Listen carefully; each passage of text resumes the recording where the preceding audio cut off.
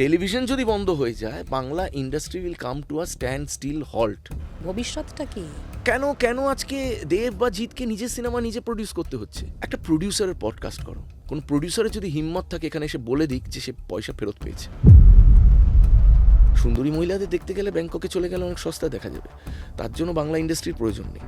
আমার উপর স্ট্যাম্প পড়ে গেল ফ্লপ হিরো, চলবে না। আমি মনে মনে ভাবছিলাম যে সম্রাট, এর থেকে কি খারাপ হতে পারে তোর জীবনে, এবং এরপরে তুই আশা করছিস তুই অ্যাক্টর হবি।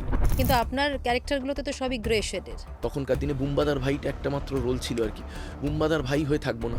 আমি প্রপারলি ট্রেন্ড একটা ছেলে, মানে আমি এমন নয় যে হঠাৎ করে একদিন ঘুম থেকে উঠে ভেবেছি যে আমি নায়ক হব, মানে শখে, শুধু শখে নয়। হ্যাঁ বাবরি চুল করে আমি হঠাৎ করে হিরো হতে চলে এসেছি কানে দুল পড়ে, তা কিন্তু নয়। আচ্ছা, এরকমও বলেন অনেকে। Samrat, you are made for very big things. তাই এরা মূর্খ তোমাকে বুঝতে পারছে না, আমি নিজেকে কোনোদিনও মূর্খ মনে করি না। হঠাৎ করে আপনাদের ডিভোর্স হয়ে যাবে এরকম একটা গুজব কেন বেরোলো বাইরে? আমি তো ময়রা, আমি তো হিরোইন তৈরি করি, এবার ময়রা কোনোদিনও মিষ্টি খায় না।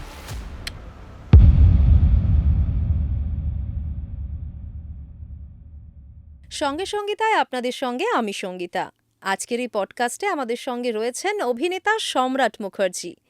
একদিকে তিনি যেমন টলিউডের অভিনেতা, সেরকমই তিনি বহু ছাত্রছাত্রীর টিচার। যেমন আমারও টিচার, আমি ওনার কাছে ক্লাস করেছি, মিডিয়া স্টাডিজের ক্লাস। আজকে অনেক দিন পর আবার দেখা হলো, প্রচুর গল্প হলো, প্রচুর আড্ডা যেমন হলো, পাশাপাশি বেশ কিছু গুরুত্বপূর্ণ টপিকও কিন্তু উঠে এসেছে আজকের এই পডকাস্টে। টলিউডের ডার্ক সাইড নিয়ে আলোচনা হলো আজকের এই পডকাস্টে, যে কথাগুলো কেউ বলে না সে সমস্ত কথাও উঠে এসেছে। শেষ পর্যন্ত শুনে দেখতে পারেন, অবাক হয়ে যাবেন।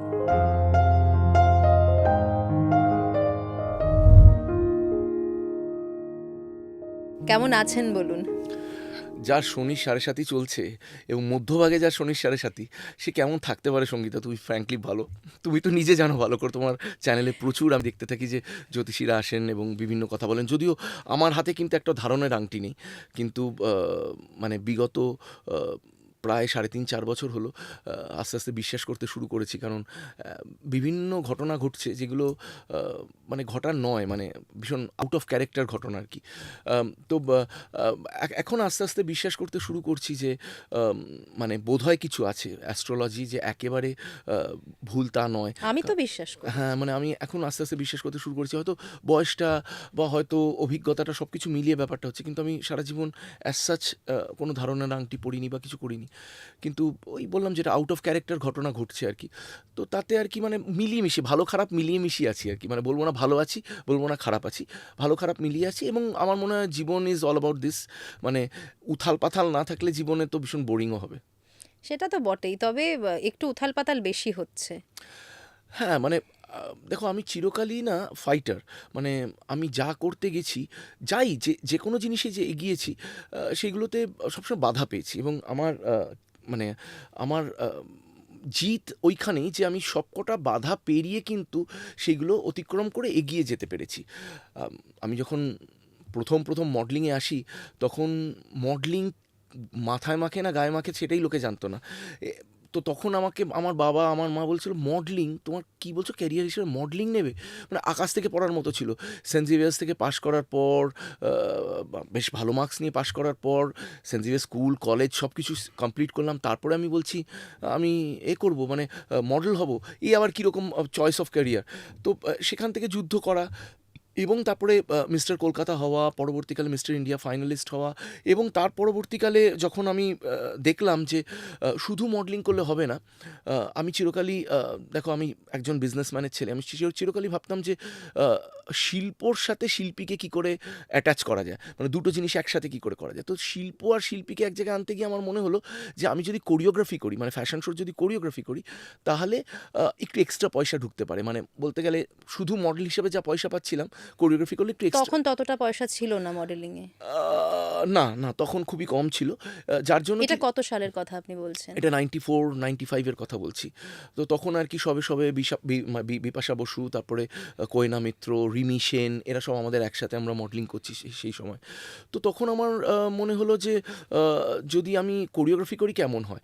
তো এই কোরিওগ্রাফি করা শুরু করতে গিয়ে আমি রিয়েলাইজ করলাম যে তৎকালীন যারা মডেল ছিল সব সুপারস্টার মডেলস আর কি, মানে সুপার মডেলস প্রফেশনালস যেটাকে বলি আমরা, তারা আমার সাথে কাজ করতে রাজি নয়, কারণ আমি নতুন কোরিওগ্রাফার বলে, মানে আমি তখন অভিজ্ঞতা নেই আমার বলে। তখন আমি ঠিক করলাম কাউকে দরকার নেই, আমি রাস্তা থেকে মেয়েদের আনবো, এনে ট্রেনিং দেব, তৈরি করব, তাদেরকে মডেল বানিয়ে তাদেরকে র্যাম্পে হাঁটাবো। এই চ্যালেঞ্জের থেকে কিন্তু আমার প্রথম 1994 সালে স্কুলটা স্থাপনা করা। এবং সত্যি সত্যি গড়িয়াহাটের মোড় থেকে মেয়েদের ধরে নিয়ে যেতাম। প্রথম দিকে তো মার খাওয়ার একটা মানে মানে সিচুয়েশন তৈরি হতো, কারণ তখন আমার সেই পিঠ অবধি লম্বা চুল, হাতে একগাদা বালা, হেন তেন। আর তখনকার দিনে ফাটা জিন্স তো লোকের খুব একটা জানা ছিল না, এখন তো দোকানে বিক্রি হয় ফাটা জিন্স, তখন আমাদের বাড়িতে এনে জিন্সটাকে ফাটাতে হতো।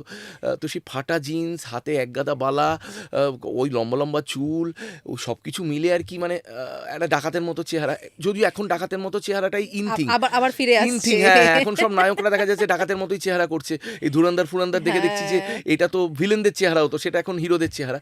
তো সেখান থেকে দাঁড়িয়ে আমার যেটা মনে হলো যে যদি এই মানে একেবারে যারা কেউ নয়, নোবডি, তাদেরকে যদি আমি করি, মানে ট্রেনিং দিয়ে যদি আমার কোনো একটা ইনস্টিটিউট বা একটা ফরম্যাট তৈরি করতে পারি, তাহলে কেমন হয়। এবং আমি সফল হলাম তাতে। প্রথম দিকে তো লোকে হেসেই কুটিপাটি, মডেলিংয়ের আবার স্কুল হয় নাকি, মডেলিংয়ের আবার ট্রেনিং হয় নাকি, মডেল আবার তৈরি করা যায় নাকি, মডেল তো নিজের থেকে হয়, এবার ট্রেনিংয়ের প্রয়োজন হয় নাকি, এরকম হাসাহাসি আমাকে নিয়ে সব কিছু। আস্তে আস্তে স্কুলটা তৈরি করা শুরু করলাম, স্টুডেন্ট আসা শুরু করলো, তাদের ট্রেনিং দেওয়া শুরু করলাম। এবং অনেক বিখ্যাত মেয়েরা আছে, ছেলেরা আছে যারা এখন দারুণ কাজ করছে। তারা কিন্তু শুরুর দিকের আমার স্টুডেন্ট, শুরুর দিকের বলতে 94, কয়েকজনের 95। কথা একটু বলুন। পুরনোদের মধ্যে অনেকে আছে, যেমন একজনের নাম নি, সাথী সিনেমার হিরোইন প্রিয়াঙ্কা ত্রিবেদী। ওর মা এবং ওর একজন বোন ছিল অপ্সরা ত্রিবেদী। ওরা দুজনে এলো একদিন। তখন ব্যারি অ্যাডভার্টাইজিং বলে একটা ইভেন্ট ম্যানেজমেন্ট কোম্পানি ছিল, যারা মিস ক্যালকাটা করতো। তো তার সাথে আমার খুব ভালো সম্পর্ক ছিল। তো ব্যারি যিনি ছিলেন, মিস্টার ব্যারি, মেহমুদ ব্যারি ওনার নাম ছিলেন, মেহমুদ ব্যারি, উনি আর কি আমার কাছে নিয়ে এলেন প্রিয়াঙ্কাকে, বললেন যে এরকম সম্রাটকে ক্যাটওয়াক শেখাতে হবে। তো আলটিমেটলি আমরা ক্যাটওয়াক শেখালাম। একটা ওয়ার্কশপ টাইপের হলো। তখন তো এই মানে এখন যেমন কোর্সের মানে ডিউরেশন 1 ঘন্টা, 1 বছর বা 1.5 বছর বা 2 বছর হয়, তখন হচ্ছে 5 ডেজের কোর্স, 6 ডেজের আচ্ছা, কোর্সের। তখন ওয়ার্কশপের মতো ছিল, একদম শুরুর দিকে। শুরুর দিকে ওয়ার্কশপের মতো হতো। তো এই আমরা করলাম, ওকে 5-6 দিন ট্রেনিং দেওয়া হলো। তারপরে মিস ক্যালকাটার জন্য গেল, এবং সেই বছরও মিস ক্যালকাটা হলো আর কি। তো তারপরে তো পরেরটা ইতিহাস সবাই জানে, যে পরবর্তীকালেও হঠাৎ বৃষ্টি বলে একটি সিনেমাতে প্রথম পার্ট করলো, তার পরবর্তীকালে সাথীতে এসে তো একদম মাতিয়ে দিল সবাইকে। এরকম করে অনেক স্টুডেন্টস আছে, এক এক করে বলতে থাকবো। মানে মানে ওই যে আমার যেটা বললাম, তোমাকে যেটা বললাম, যে মানে যুদ্ধ বলতে আমি ছোটোবেলা থেকেই যুদ্ধ করে এসেছি। মানে ওই সেই 94-এ সেই মডেলিংয়ের স্কুল শুরু করা থেকে যুদ্ধ, সবাই মানে সেই অবিশ্বাস, পারবো না বা হয় না এটা, সেটা থেকে 2000 সালে যখন আমি বম্বে গেলাম, সেটা এক রকমের যুদ্ধ। কারণ বম্বেতে গিয়ে রিয়েলাইজ করলাম যে হ্যান্ডসাম কাকে বলে, সুন্দর দেখতে ছেলে কাকে বলে, আমরা বাংলার বাজার এখনও দেখিনি। মানে ওখানে যখন গেলাম, দেখলাম যে একটা অ্যাভারেজ হাইট হচ্ছে 6 ফুট 1 ইঞ্চি, দুধে আলতায় গায়ের রং, এই টিকালো নাক, এই 42 ইঞ্চির ছাতি, 18 ইঞ্চির হাত, এরা সব অডিশন দিতে আসছে। তো আমার তখন মনে হলো যে মানে এদের মাঝখানে আমাকে কেন নেবে, মানে লজিক নেই তো নেওয়ার। মানে মানে আপনার তখন নিজেরই এটা মনে হতো? হ্যাঁ, আমি তখন মানে যদিও আমি ততদিনের মধ্যে আমি কিন্তু মিস্টার ইন্ডিয়া ফাইনালিস্ট হয়ে গেছি, তো তাতেও আমার মনে হচ্ছিল যে এদেরকে ছেড়ে আমাকে তো নেওয়াটা উচিত নয়। যদিও ডাউন দ্য লাইন বহু বছর পর বা আজকের ডেটে আমি বুঝতে পারি যে না, হাতের পেশি বা চেহারা সুন্দর হলে কিন্তু নায়ক বা সোকল্ড অ্যাক্টর হওয়া যায় না। অ্যাক্টর হওয়ার জন্য অ্যাক্টিংটা জানা দরকার। অনেক পেশিওয়ালা লোক আছে যারা কিচ্ছু করে উঠতে পারেনি জীবনে, অনেক কোনো পেশি নেই, কোনো চেহারা নেই, সাধারণ দেখতে আম জনতার মতো এটা তো ছেলেরা এখন দারুণ কাজ করছে। প্রমাণ হয়েই হ্যাঁ, যাচ্ছে আস্তে কিন্তু আস্তে। তখন আমি বলছি 90s-এর কথা, 90s-এ কিন্তু নায়ক মানেই লম্বা চওড়া সুঠাম, এই টিকালো নাক, এরকম একটা চেহারা দরকার লাগতো। তো সেখান থেকে আমি তখন মানে খুবই মানে কী বলবো, মানে দিশাহীন হয়ে গেছিলাম, বুঝতে পারছিলাম না, মানে কনফিডেন্সের ভীষণ অভাব হয়ে গেছিলো যে করিটা কী। তো বম্বেতে গিয়ে কিছু অ্যাসিস্ট্যান্ট ডিরেকশনের কাজ করা শুরু করলাম। রাজ কৌশল আমাদের দূর সম্পর্কের আত্মীয় হতো, যিনি মন্দিরা বেদির হাজব্যান্ড আর কি। তো উনি বললেন যে সম্রাট, এখানে সময় নষ্ট না করে, তুমি তো অডিশন দিচ্ছ, সময় নষ্ট না করে তার সাথে সাথে তুমি অ্যাসিস্ট্যান্ট ডিরেকশনের কাজগুলো করতে থাকো।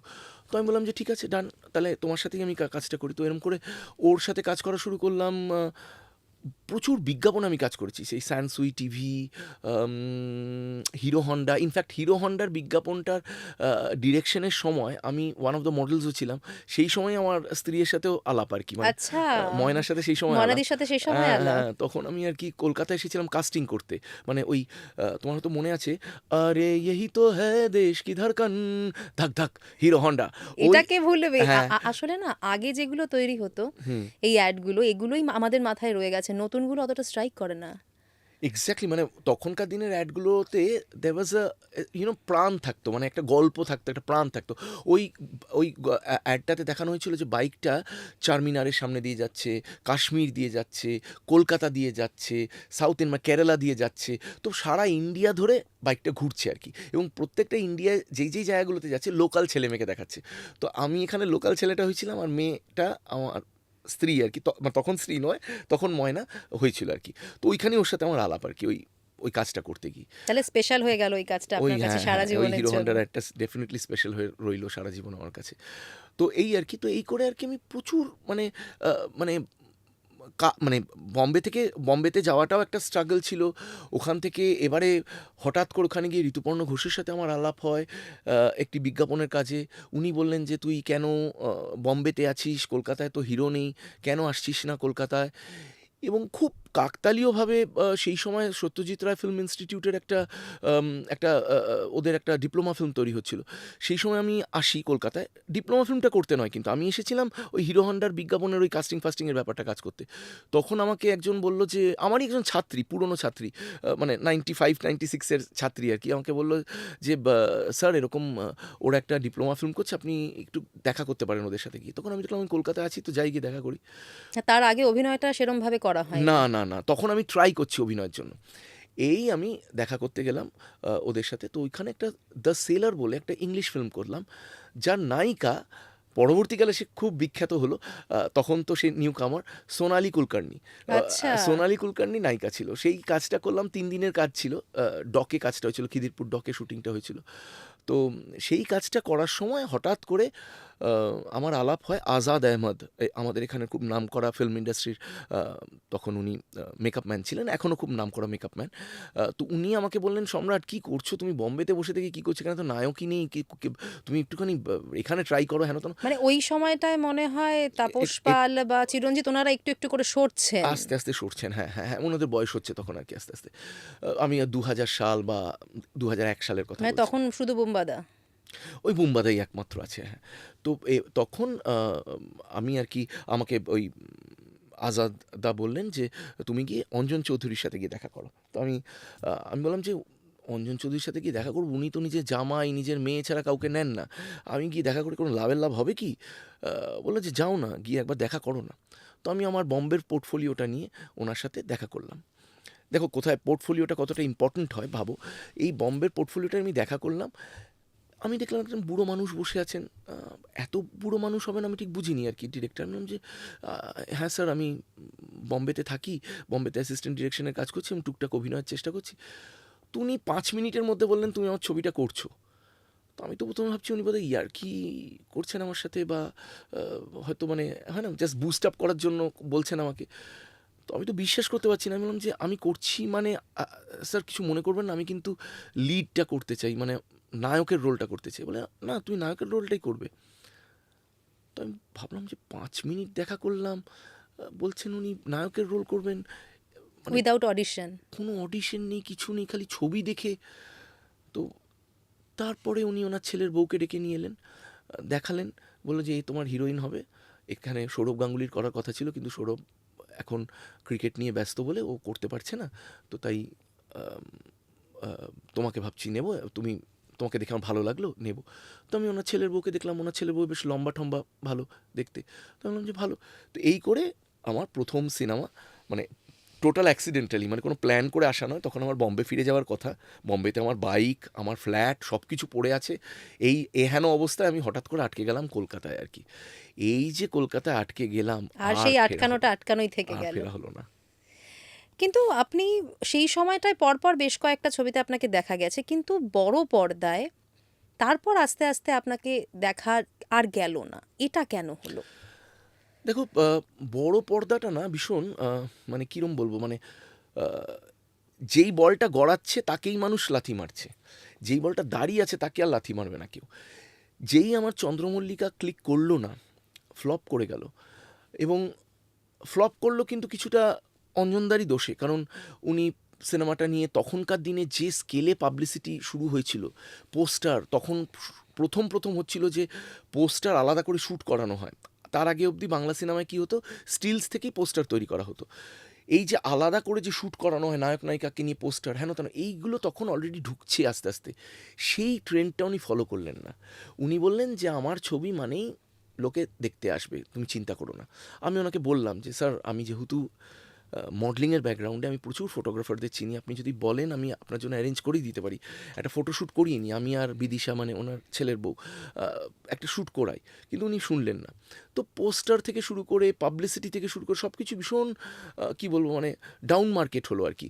তো তার জন্য কী হলো, দর্শকের কাছ অবধি সিনেমাটা পৌঁছলো না। কাছেই পৌঁছলো। হ্যাঁ, আরেকটা জিনিস যেটা হলো, সেই সময় প্রতিবাদ, শ্বশুরবাড়ি জিন্দাবাদ, এই ধরনের সিনেমা আসছে তখন।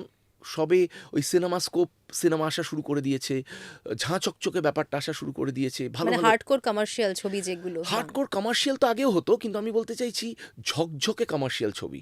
মানে সাউথ ইন্ডিয়ার সেই ফাইট মাস্টার এনে ফাইট করানো, সাউথ ইন্ডিয়ার ডান্স মাস্টার এনে ডান্স করানো, সাউথ ইন্ডিয়ার ক্যামেরাম্যান এসে ক্যামেরার কাজ করানো।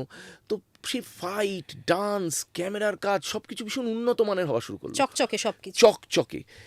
উনি কিন্তু পড়ে রইলেন আগের ফরম্যাটে। তার জন্য কি হলো, ছবিটা দেখতে মনে হচ্ছিল যেন আরও 4-5 বছর আগেকার সিনেমা। এদিকে কিন্তু তা নয়। আর আমি ওনাকে বললাম যে দেখুন, প্যারালালি কিন্তু সাথী আসছে, গল্পটা কাছাকাছি, আমাদের আগে রিলিজ করতে হবে, নাহলে কিন্তু ছবিটা চলবে না। আমি এটা ওনাকে বারবার করে বললাম, আমরা যেমন করে সাথীর আগে রিলিজ করান।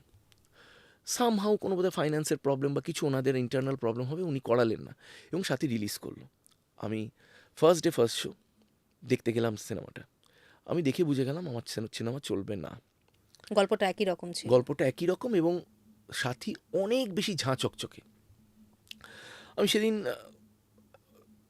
সিনেমা হলটা থেকে বেরিয়ে ভারতী সিনেমায় বোধহয় এসেছিল, আমার ঠিক আমি হাজরায় থাকতাম, তার ঠিক উল্টো দিকের সিনেমা হলটাতে এসেছিল। আমি বেরিয়ে এসে আমার চোখটা ছলছল করছিল। আমি বুঝে গেছিলাম যে this film is not going to work, চলবে না সিনেমাটা। তাও মারতা কেয়া নেহি করতা, আলাম যে ঠিক আছে তবু লাস্ট ট্রাই দেওয়া যাক। তারপরে সিনেমাটাতে আমাকে ঠিকমতো ইউজও করা হলো না, মানে আমি ডান্সার ছিলাম কিন্তু পুরো সিনেমাটা আমাকে প্রপারলি ডান্সই করানো হলো না। এইসব অনেকগুলো মানে ভুল ছিল, মানে সিনেমাটা প্ল্যানিংয়ের মধ্যে অনেক ভুল ছিল। তো এই করে ছবিটা চললো না সেহেতু আমি প্রায় সিনেমা রিলিজ হওয়ার আগে আমার 7খানা সিনেমা সাইন করা ছিল।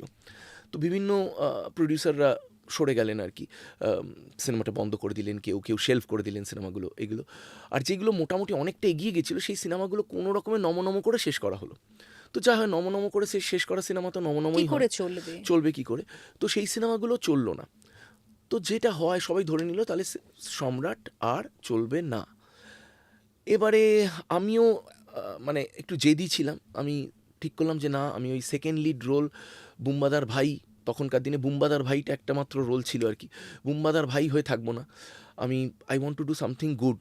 কারণ দেখো আমি জুডো রামু থেকে ফাইট শিখেছি, আমি থানকুমনি কুটির থেকে ভারতনাট্যম শিখেছি, আমি প্রপারলি ট্রেন্ড। আমি মিলিন্দ সোমনদের কাছে আমি ক্যাটওয়াক শিখেছি।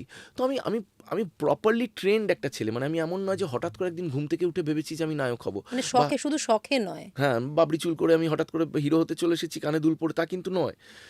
অবশ্য তখন তো কানে দুলটা ফ্যাশন ছিল না, তখন আমাকে আবার অঞ্জন চৌধুরী বলেছিল যে এই মেয়েদের মতো কানে দুল পড়ো কেন। এখন তো দেখি টম ডিক অ্যান্ড হ্যারি সবাই দুল পড়ছে আর কি, কিন্তু তখন আর কি একটা নতুনত্ব ছিল ব্যাপার। তো যাই হোক, তো এইগুলো করে আর কি আলটিমেটলি আমার ওপর স্ট্যাম্প পড়ে গেল, ফ্লপ হিরো, চলবে না। এই হলো। এই হওয়ার পর আমি আর কি জেদ ধরে বসে রইলাম যে আজে বাজে কাজ করব না। সাইড ক্যারেক্টার করবেন না ভেবেই হ্যাঁ নিয়েছিলেন। হ্যাঁ।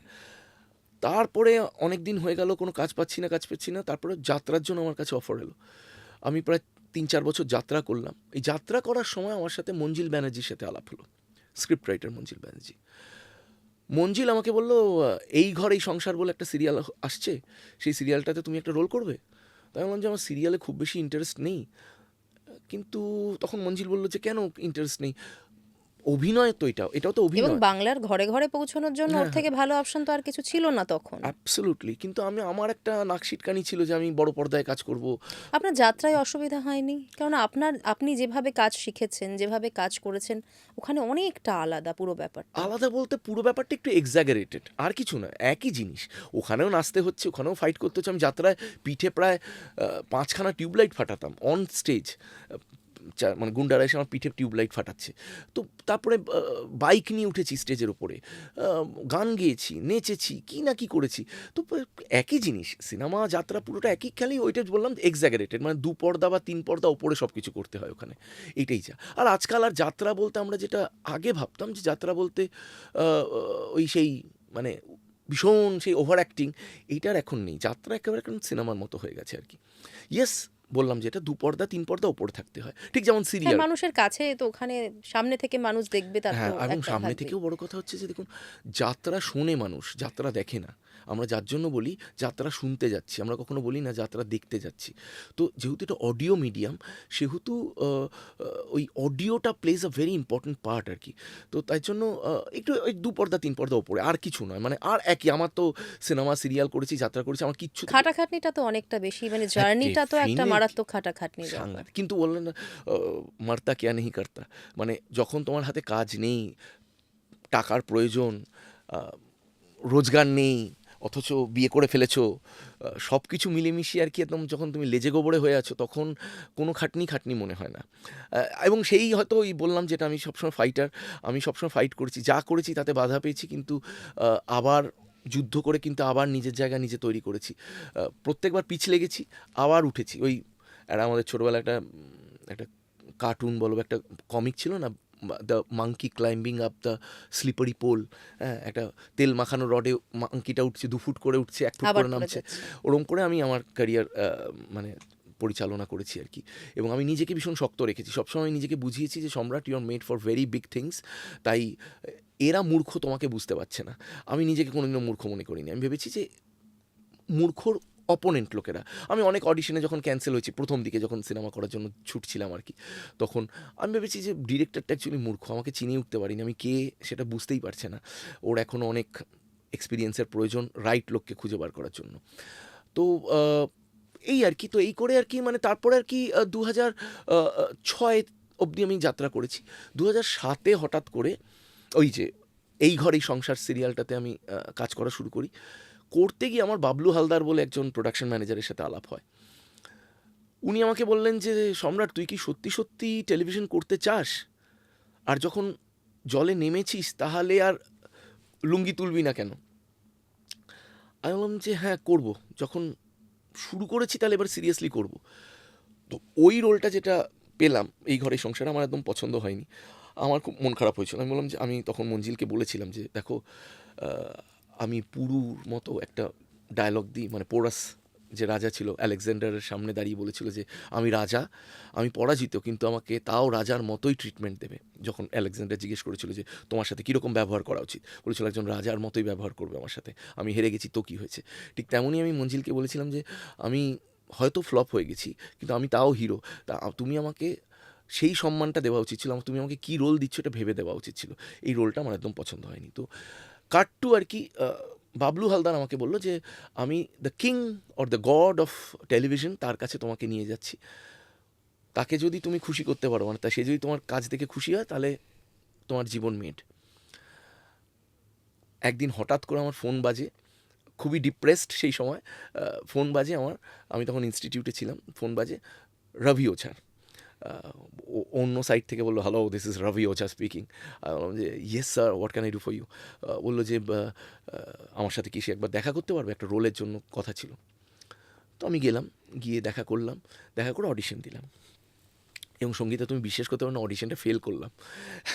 আমি আমি বললাম যে, এর থেকে খারাপ কিছু হতে পারে? এর থেকে খারাপ আর কি হতে পারে জীবনে? আমি বলছি, ফেল? বললো, নিল না? বললো, না, তুমি একটু বেশি মোটা হয়ে গেছো, তাই তোমাকে হিরো রোলটার জন্য নেওয়া যাচ্ছে না। ক্যান্সেল। ফেরত চলে এলাম। ফেরত চলে এসে আমি মনে মনে ভাবছিলাম যে, সম্রাট, এর থেকে কি খারাপ হতে পারে তোর জীবনে? এবং এরপরে তুই আশা করছিস তুই অ্যাক্টর হবি। বাট আমি সবসময় আমার ছাত্রছাত্রীদের আজকের ডেটেও বলি যে ওই বললাম যে মারতা কেয়া নেই করতা, তুমি যদি করতে থাকো না তুমি মরবে না, তুমি করতে থাকতে হবে, তুমি থামলে চেষ্টা চলবে না। করতে থাকতে হবে। এবারে আমি তাও মন শক্ত করলাম। হঠাৎ করে 3-4 দিনের মাথায় আমার কাছে আবার রবি ওজারি ফোন, বলে এক ভিলেন কা ক্যারেক্টার है करेगा। আলাম যে ঠিক है मैं आता हूँ आपसे बात करता हूँ आके। তো এসে দেখলাম কি না ভিলেনটা কি না 60 বছরের নাকি বুড়ো সে। আলাম 60 বছর, আজ থেকে আমি 18-19 বছর আগের কথা বলছি, কিন্তু 60 বছরের বুড়ো। আলাম আমাকে মানাবে? বলে হ্যাঁ এখানে পাকা চুল দিয়ে দেবো আমরা, মানাবে। আমি বলছি আচ্ছা স্যার আপনার যখন মনে হচ্ছে মানাবে আর কি বলবো। বললাম ঠিক আছে। তো হিরোর রোলটা আরেকজন করলেন, দীপাঞ্জন বলে, ও আমার খুব ভালো বন্ধু, জ্যাক বলে যাকে আমরা চিনি আর কি ইন্ডাস্ট্রিতে, ও করলো মোহনা সিরিয়ালটা। এবং পার্ণ মিত্রর প্রথম সিরিয়াল, টেকনিক্যালি স্পিকিং প্রথম হিরোইন হিসাবে প্রথম সিরিয়াল। তো আমি সেখানে ভিলেন হয়ে ঢুকলাম। কিন্তু দেখো সঙ্গীতা, একেই বলে হচ্ছে যে কর্মা ইজ ধর্মা। আমি ঠিক করলাম আমি যে রোলটা পেয়েছি সেই রোলটাই মন প্রাণ ধ্যান জান সব কিছু লাগিয়ে করব। এমনভাবে করব, আমি আমি ভিলেন হিসাবে করবই না, আমি ভাববো নিজেকে হিরো। মানে আমি যে কাজটা করছি, ধরো একটা ভিলেনের রোল করছি, আমি যেমন আমি আমি এটা ভেবে করব যে এটাই আমার ধর্ম, এটা আমার করা উচিত। কারণ যে মানুষটা ভিলেন হয় সে তো ভিলেন হওয়ার জন্য হয় না, তার পয়েন্ট অফ ভিউ থেকে যদি দেখো সে তো সবসময় ঠিক কাজ করছে, সে তো কেউ তো ভেবে এগোয় না যে আমি ভুল কাজ করছি। তো সেখান থেকে দাঁড়িয়ে রোলটা হয়ে গেল সুপার হিট। দেখা গেল যে এই ভিলেনের রোলটা হ্যাজ বিকাম আ পাইভটিয়াল রোল, ওইটাই পরে লিড রোল হতে চলেছে। এবং লোকে ভিলেনটার জন্য সেন্টিমেন্টাল হয়ে যাচ্ছে, মানে ভিলেনটার কোনো ক্ষতি হলে লোকে সেন্টিমেন্টাল হয়ে যাচ্ছে। এবং that particular role made me what I am today. আজকে যে তোমার সামনে পডকাস্টে বসে আছি এবং না, শুধু লক্ষ্য আজকে না, আমার সামনে আপনি অনেক বছর আগেও বসেছিলেন। হ্যাঁ হ্যাঁ, অনেকে যারা জানো না তাদেরকে বলি, সঙ্গীতা কিন্তু আমার ছাত্রী এবং ও একদম ছোট্ট ছিল তখন আমার কাছে এসেছিল। কি না সে অ্যাঙ্কার হতে চায়, সে নিউজ রিডার হতে চায়, সে মিডিয়া স্টাডিজ নিয়ে পড়াশুনো করতে চায় সেই সময়। তো সেখান থেকে ওর লম্বা জার্নি এবং একেবারে কলকাতার টপমোস্ট চ্যানেলে কাজ করা থেকে শুরু করে এখন নিজের চ্যানেল খুলে বসেছে। এবং আজ আমি ওর সামনে, আমি আজকে ছাত্র, আজকে ও টিচার আর কি। তো দ্যাট ইজ ওয়াই এই যে তোমার সামনে বসে আছি, ইট ইজ বিকজ অফ মোহনা। মানে ওই মোহনা যদি আমার জীবনে না হতো তাহলে আমার আমার আমার আজকে এখানে বসাটা হতো না, বা আজকে আমি হয়তো অভিনয় জগতেই হয়তো থাকতাম না, হয়তো ড্রিফট করে যেতাম বাইরে। তো ওই মোহনা ওয়াজ দ্য টার্নিং পয়েন্ট। তারপরে রবি ওঝা আমাকে না অদ্ভুতভাবে ভালোবেসে ফেললেন। মানে রবি ওঝার ক্যারিয়ার গ্রাফে তুমি দেখবে না যে একই হিরোকে নিয়েও বারবার কাজ করেছে। আমি ওনার সাথে পরপর 3-4টে কাজ করলাম। আমি মোহনা করলাম, তারপরে বউ কথা কও করলাম, তারপরে সখী করলাম, মাঝখানে নির্ভাঙা ঝড় করেছি। তো পরপর কয়েকটা সিরিয়ালে আমি হিরো হিসাবে ওনার সাথে করলাম কাজ। অ্যান্ড হি মেড মি, মানে উনি আমাকে শেখালেন অভিনয় কাকে বলে। এবং আমি খালি ওনাকে যে তার পুরো ক্রেডিট দেবো তা নয়, তার সাথে ওনার যারা অ্যাসিস্ট্যান্ট ছিলেন, খুব ভালো অ্যাসিস্ট্যান্ট, সে বিশ্বজিৎ গাঙ্গুলি থেকে শুরু করে সায়ন মুখার্জি থেকে শুরু করে, তারা আমাকে দারুণভাবে অ্যাক্টিংটা শেখালো, মানে যেটা আমার ল্যাকিং ছিল। আমি যখন প্রথম সিনেমায় এসেছিলাম আমি তো অ্যাক্টিং শিখে আসিনি। তো ওইটা আমার মানে ওয়ার্কশপ বলতে পারো, ওইটা আমার ইনস্টিটিউট বলতে কাজ পারো। করতে করতে শেখা। হ্যাঁ, মানে ওটা আমার ইনস্টিটিউট বলতে পারো, সব কিছু মানে এমনভাবে শেখানো হলো, মানে মানে পুরো এনসাইক্লোপিডিয়াটা শিখে ফেললাম আর কি। এরকম যতটুকু শিখেছি এখন অবধি পুরোটাই ওদের থেকে শিখেছি। তারপরে তো একের পর এক সিরিয়ালে কাজ পাওয়া শুরু হলো। এবং আমি মানে all thank you to the television world, যে আমি যেই টেলিভিশন ওয়ার্ল্ডের দিকে একটু নাক সিটকে তাকাতাম, সেই টেলিভিশন ওয়ার্ল্ডই আমাকে সব কিছু দিয়েছে। মানে টেলিভিশনে এত ভ্যারাইটি রোল কোনো মেল অ্যাক্টর পায় আমার তো এখন অবধি দেখানি। ছেলেরা সেই ঘুরিয়ে ফিরিয়ে এখন বড় লোকের ছেলে হয়, ভীষণ বিজনেসে দারুণ কাজ করে এবং একটা গরিব মেয়ের প্রেমে পড়ে যায়, এই এখন তো গল্প। কিন্তু আপনার ক্যারেক্টারগুলোতে তো সবই গ্রে শেডের। না আমি কিন্তু আমার এটাই তো মজা, আমি সেটাই বলতে চাইছি সঙ্গীতা। মানে আমি মানে ভ্যারাইটি পেয়েছি। আমি তোমাকে যদি একের পর এক বলি, মোহনা ওয়াজ আ গ্রে শেডেড ক্যারেক্টার। আচ্ছা, তারপরে হচ্ছে খনাতে একেবারে উপতিষ্য, মানে মহারাজ উপতিষ্য, মানে খনার বাবা একেবারে একটা ভালো লোক, যেই লোকটা তখনকার দিনে বিশ্বাস করেছিল যে মেয়েদের পড়াশুনো করানো উচিত। একেবারে একটা পজিটিভ ক্যারেক্টার। তারপরে কি করলাম, বউ কথা কও। বউ কথা কওয়ার ক্যারেক্টারটা অনেকে ভাবে যে নেগেটিভ ক্যারেক্টার, একেবারেই নয়। ওখানে কি দেখানো হচ্ছিল যে এই সাগর সেন চাইছিল একটি অসহায় মেয়েকে সুপারস্টার বানাতে। যে শ্বশুরবাড়ি থেকে তাকে তাড়িয়ে দেওয়া হয়েছে, সেই শ্বশুরবাড়ি যেন আবার মানে সমান মর্যাদা দিয়ে তাকে ফেরত নিয়ে নেয়, তার জন্য তাকে স্টার বানাতে চেয়েছিল। মানে আপনি তো আজও সাগর সেন সবার কাছে। হ্যাঁ, সাগর সেনের চরিত্রটাই তো আমি এত বছর ধরে করে এসেছি। ধরো আমার হাত দিয়ে আজকে অন্বেষা হাজরা এখন কাজ করছে সিরিয়ালে, ভালো দারুণ কাজ করছে, বিভিন্ন হিট হিট সিরিয়ালের সে নায়িকা। আমার হাত দিয়ে দেবচন্দ্রিমা সিংহ রায়, আমার হাত দিয়ে সৈয়দ আরাফিন, আমার হাত দিয়ে সৌম্যদীপ মিত্র, মানে যে জগদ্ধাত্রীর এখন হিরো, আমার হাত দিয়ে গীতা এলএলবির হিরো কুণাল শীল, এরকম করে কত বলবো, টুম্পা ঘোষ, কত নায়ক নায়িকা কাজ করছে এখন। ইয়েস, আমি বিশ্বাস করি স্বপ্ন দেখলে সেটা সত্যি করা যায়। কিন্তু হ্যাঁ, আমি সবসময় যেটা বলি, আমার পাঞ্চ লাইন, যে বাড়িতে বসে স্বপ্ন দেখলে চলবে না, তার জন্য খাটতে হবে, একদম মানে পেছন উল্টে খাটতে হবে, মানে পাগলের মতো খাটতে হবে, তবে গিয়ে তুমি জায়গাটা পৌঁছবে। এই ফেয়ারি টেলস, আমি একদিন রাস্তা দিয়ে হেঁটে যাচ্ছিলাম, মানে আমার ছাত্রছাত্রীরা মাঝে মধ্যে যখন নায়ক বা নায়িকা হয়ে যায়, তখন তারা আর বলে না যে আমার স্কুল থেকে পাশ করেছে, তারা বলে রাস্তা দিয়ে হেঁটে যাচ্ছিলাম, আমাকে হঠাৎ করে রাজ চক্রবর্তী দেখে সিলেক্ট করে নিয়েছে এবং তারপরে আমাকে নায়িকা বানিয়ে দিয়েছে। আচ্ছা, এরকমও বলেন অনেকে। বলেন, বলেন, একদমই বলেন।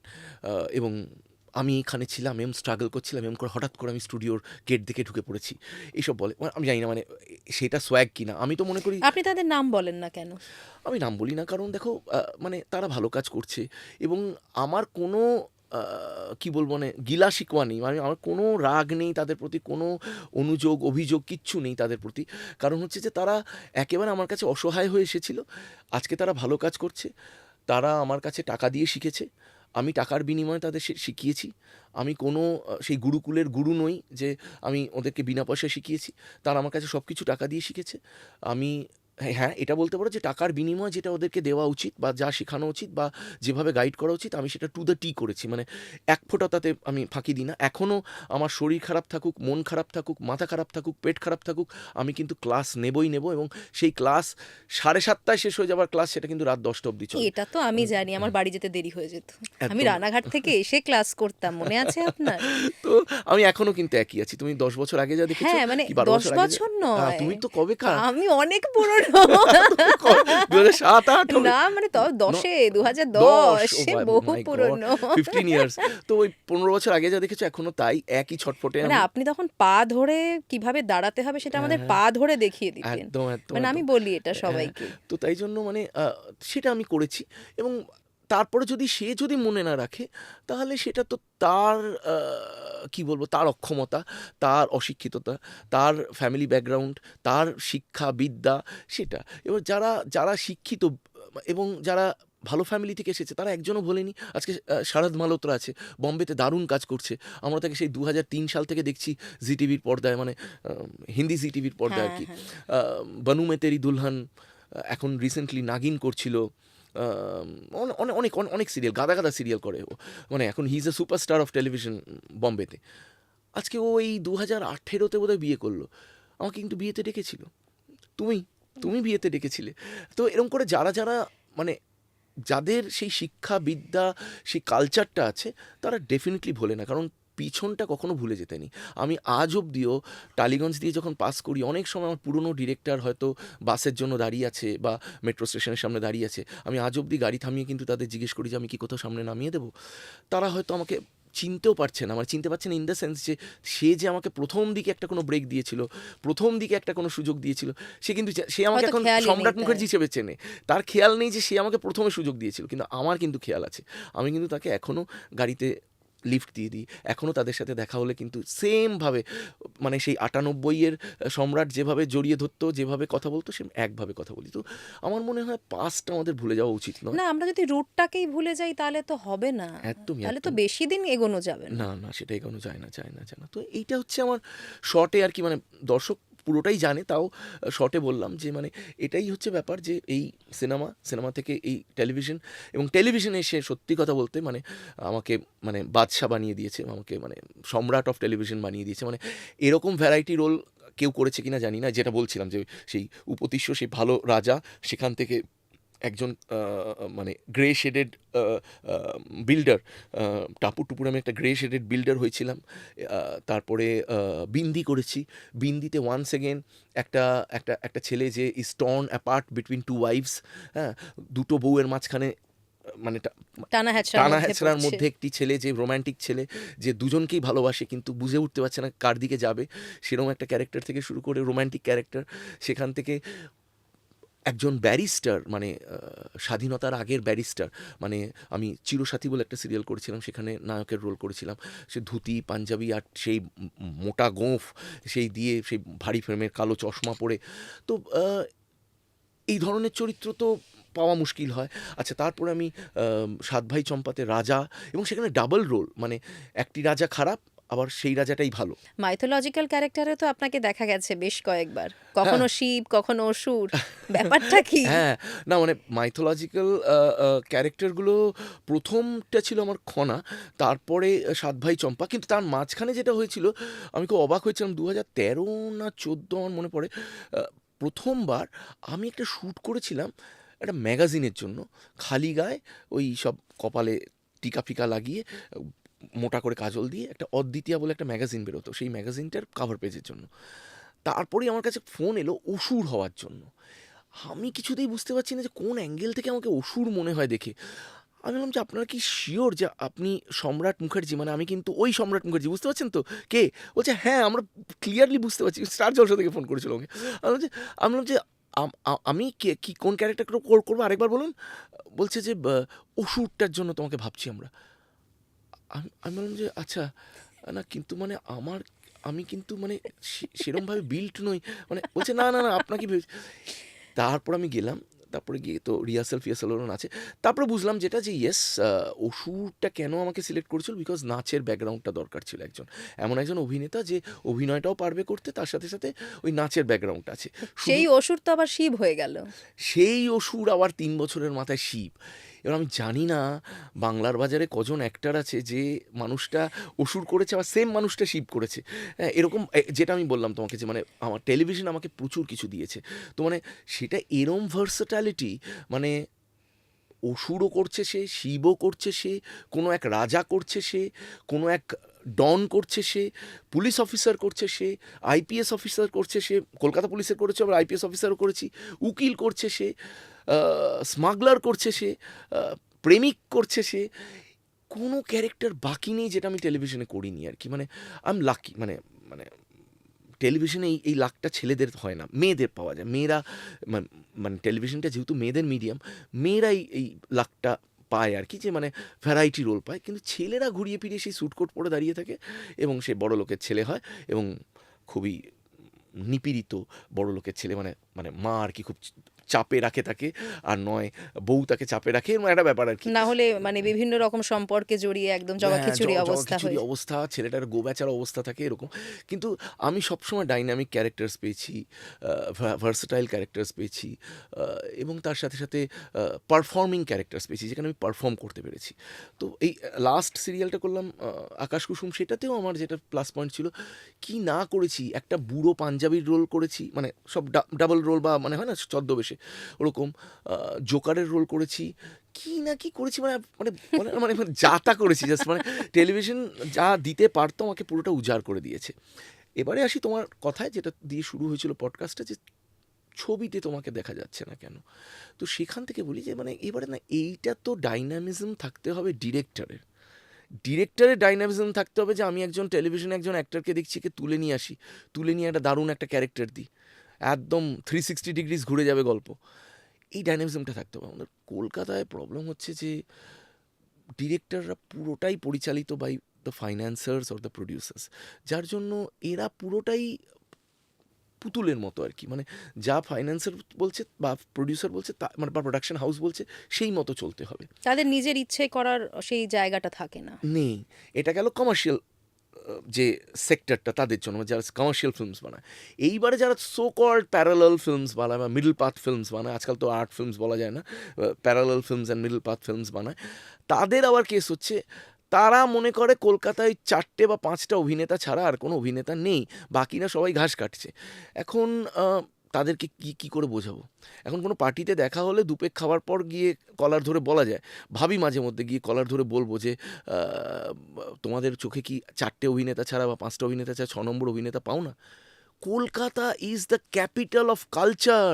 আমাদের যদি আমি সারা ভারতবর্ষে কাজ করেছি। আমি দিল্লিতে কাজ করেছি, আমি বম্বেতে কাজ করেছি, আমি চেন্নাইতে কাজ করেছি, আমি উড়িয়া সিনেমায় কাজ করেছি, আমি অসমীয়া সিনেমায় কাজ করেছি, বিভিন্ন জায়গায় আমি গিয়ে কাজ করেছি এবং আমার ছাত্রছাত্রীরা সব কটা ল্যাঙ্গুয়েজে কাজ করে ফেলেছে। মানে আমার আমার আমার একজন ছাত্রী ভীষণই নাম করা তোমার ভোজপুরি মার্কেটে দেখবে অন্তরার কি জানি নাম দিয়েছে ওর, যে একটা করলো দুপুর ঠাকুরপোটা যে করলো, মোনালিসা এক্স্যাক্ট। অন্তরা বিশ্বাস আমার কাছে 13 বছর বয়সে ভর্তি হয়েছিল। পরবর্তীকালে সে মোনালিসায় পরিণত হলো এবং আমি তাকে ক্যাটওয়াক শিখিয়েছিলাম তখন। তো এরকম করে বিভিন্ন ইন্ডাস্ট্রিতে, তামিল, তেলেগু, মালয়ালম, হিন্দি, তোমার ওইদিকে হচ্ছে অসমিয়া, নেপালি ইন্ডাস্ট্রি, বিভিন্ন ইন্ডাস্ট্রিতে আমার ছাত্রছাত্রীরা কাজ করছে, বা ছাত্রীরা মেনলি হয়, কারণ মেয়েদের পাওয়াটা ইজি হয় অ্যাজ হিরোইন্স আর কি। ছেলেদের কি হয়, অন্য প্রদেশে গিয়ে কাজ পাওয়াটা একটু ডিফিকাল্ট হয়। যদিও আমি কিন্তু আমার আমার জীবনের ফার্স্ট সিনেমা কিন্তু উড়িয়া সিনেমা। আমি উড়িষ্যায় গিয়ে আমার প্রথম সিনেমা করেছিলাম, রাজকুমার। তো তো এটা মানে, কিন্তু অন্য প্রদেশের লোকেরা কিন্তু খুব একটা ওয়েলকামিং হয় না। আমরা কিন্তু বাঙালি হিসাবে বা বাংলা ইন্ডাস্ট্রি হিসাবে আমরা কিন্তু বাইরের হিরোদের সাদরে আমন্ত্রণ করি। সেটা আমরা 90-এর দশকে ফিরদৌসকেই বলুন বাংলাদেশ থেকে, আজকে আমরা তার পরবর্তীকালে অনুভব এসেছিল উড়িয়া ফিল্ম ইন্ডাস্ট্রি থেকে, তারপরে তো বিভিন্ন জায়গা থেকে না, আজকে এটা তো হয়, এবং বাংলাতে তো প্রচুর অভিনেতা অভিনেত্রী আছেও। প্রচুর অভিনেতা অভিনেত্রী আছে, বাঙালি ছেলে মেয়েরা। আমি বলছি ভারতবর্ষের মধ্যে one of the finest actors. আমাদের টেলিভিশনে যারা কাজ করছে, যাদেরকে আমরা ধর্তব্যের মধ্যেই ধরছি না, তারা এক একজন ন্যাশনাল লেভেলের ভালো অ্যাক্টার্স। কিন্তু ওই যে গেঁয়ো যোগী ভিক পায় না। এবারে আর আমাদের যারা মানে so called middle path films বা প্যারালাল ফিল্মস বানানোর যারা ডিরেক্টর, বুদ্ধিজীবী ডিরেক্টর, তারা খুঁজে পান না। তারা খুঁজে পান ওই 4জনকেই বা 5জনকেই। তো দ্যাট ইজ দ্য অক্ষমতা অফ দ্য ফিল্ম ইন্ডাস্ট্রি আর না, কি। এটা কিন্তু একটা টাইমের পর বোরিংও হয়ে যাবে। বোরিং হয়ে গেছে তো। আমি গ্যারান্টি দিয়ে বলছি, গড়িহাটের মোড়ে যাও তোমরা, একটা মাইক্রোফোন নিয়ে যাও, গিয়ে ক্যামেরা ধরে জিজ্ঞেস করো লাস্ট বাংলা সিনেমা কী দেখেছে। একটা ইয়াং ছেলেকে জিজ্ঞেস করবো, একটা ইয়াং মেয়েকে জিজ্ঞেস করো, 22 বছরের মেয়ে বা 18 বছরের মেয়ে ছেলে, বা একটা কলেজের ছেলে মেয়েদের জিজ্ঞেস করো লাস্ট বাংলা সিনেমা কী দেখেছে। You will be surprise to know তারা লাস্ট কী দেখেছে তুমি মনে করে বলতে পারছে না। তারা বলবে ধুরন্ধর দেখেছি। হ্যাঁ হ্যাঁ। তো অতএব মানে বাংলা সিনেমা থেকে বাঙালি মুখ সরিয়ে নিয়েছে, যার জন্য আমি আবেদন করব তোমাকে, বা রিকোয়েস্ট করব তোমাকে, যে তোমরা তো অভিনেতা অভিনেত্রীদের পডকাস্ট করো বাংলা সিনেমার, একটা প্রডিউসারের পডকাস্ট করো। কোন প্রডিউসারের যদি হিম্মত থাকে এখানে এসে বলে দিক যে সে পয়সা ফেরত পেয়েছে। একটা বলছেন প্রডিউসারও কি? ফেরত পায় না। এবং আমি বললাম তো, একটা প্রডিউসার বা ফাইন্যান্সার, প্রডিউসাররা তো আজকাল কি হচ্ছে, কোনো একজন প্রোডাকশন হাউস ফাইন্যান্সারের থেকে টাকা তুলে সিনেমাটা করছে। একটা ফাইন্যান্সারকে ধরে আনো, যে মানুষটি সত্যিকারের গ্যাঁটের টাকা লেগেছে, তাকে এনে একটা পডকাস্ট করো। আমি তোমার কাছে পাঠাবো তাহলে লাভ কয়েকজন কি সিনেমাগুলো করে?